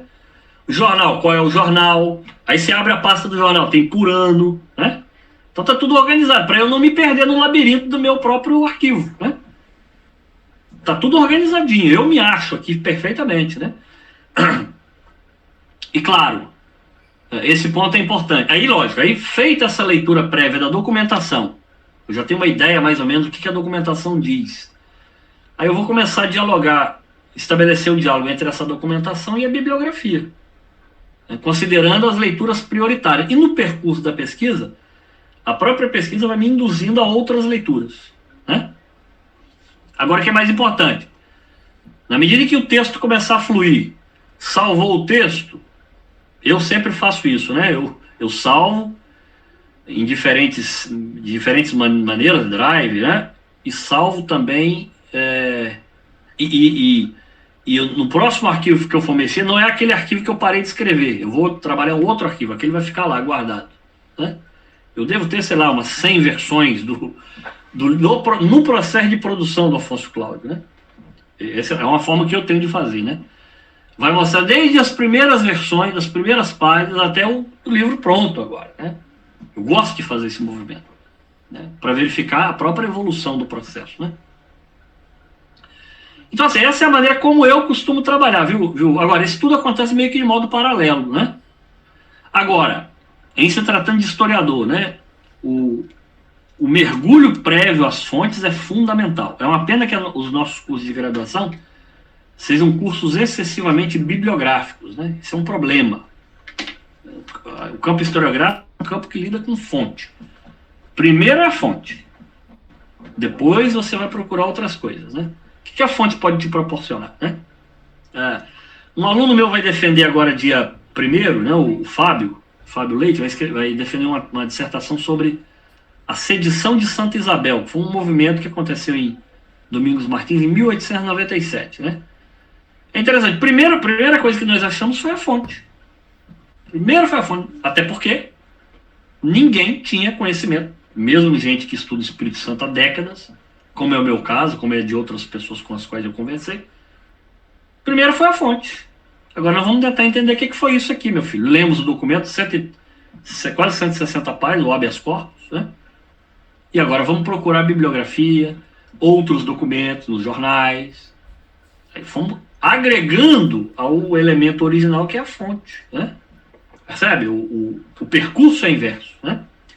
Isso facilita muito no trabalho de construção da pesquisa. Porque te impede, pelo menos, de ficar tateando muito, né? Por um lado, e por outro lado, quando você vai para a escrita, você já consegue definir de modo mais claro o seu objeto, porque o objeto depende da documentação que você tem em mãos, né? Você não vai ficar procurando coisas, né? Quer dizer, o objeto já está, de certo modo, estampado na fonte, né? No documento. O pessoal da história antiga tem um pouco mais de facilidade com isso pela escassez de fonte, né? Geralmente eles lidam com uma única fonte, né? Sei lá, a organização do espaço urbano no documento lá do bispo de Cesareia. É um único documento, eles vão cortejar aquele documento. Aí eles vão buscar os elementos. No nosso caso, que estudamos períodos mais contemporâneos, nós temos um inverso, né? O excesso de documentos. É preciso fazer de maneira devida, é mais difícil fazer os recortes para não entrar no labirinto. Eu poderia ter me perdido no meio desses 12 mil documentos aqui sobre Afonso Cláudio, né? 12 mil fotografias, né? Eu usei tudo? Evidentemente que não. Tive que fazer algumas, né? Mas tentando incorporar o máximo possível, né? Então é isso, quer dizer, não tem receita, mas são pequenos procedimentos que você toma para, enfim, para customizar, para melhor operacionalizar a sua pesquisa, né? Obrigado. Gente, mais alguma consideração final? Acho que não, né? Já está dando o nosso tempo. A gente agradece muito, né, a presença de todo mundo, a presença do professor Weber. Felipe Fernandes está pedindo para a gente abrir a câmera, é isso, Felipe? Para a gente tirar uma foto do primeiro dia. Vou tirar uma foto aqui. Lembrar, né, professor Weber, na academia tudo tem que ser registrado. Realmente quem vai buscar depois lattes e financiamentos e bancas, concursos. Tirou foto, Felipe? Deixa eu tirar aqui. Você quer tirar? Porque eu tô gravando. Eu sou ruim nisso. Tirei, peraí. Deixa eu ver aqui. O meu só aparece um conjunto de pessoas. Como que faz para aparecer mais pessoas na foto? Acho que já tá. Eu acho que eu consigo, vai, deixa eu tirar. Vamos ver. Jamil Zoaim. Jamil Zoaim. Homenagem aqui, ó. Todo mundo diz. Valtinho. Aí, gente, a gente se encontra na semana que vem, tá bom? Na próxima terça, no mesmo horário. Acho que é com o professor André, né? Na próxima terça. Isso. Aí o foco da próxima semana vai ser metodologia para a gente aprofundar cada vez mais. Então a gente se vê na próxima terça, tá bom? Valeu, grande Até abraço, mais. obrigado, viu? Obrigada, professor. Tchau, tchau. Grande abraço, obrigado.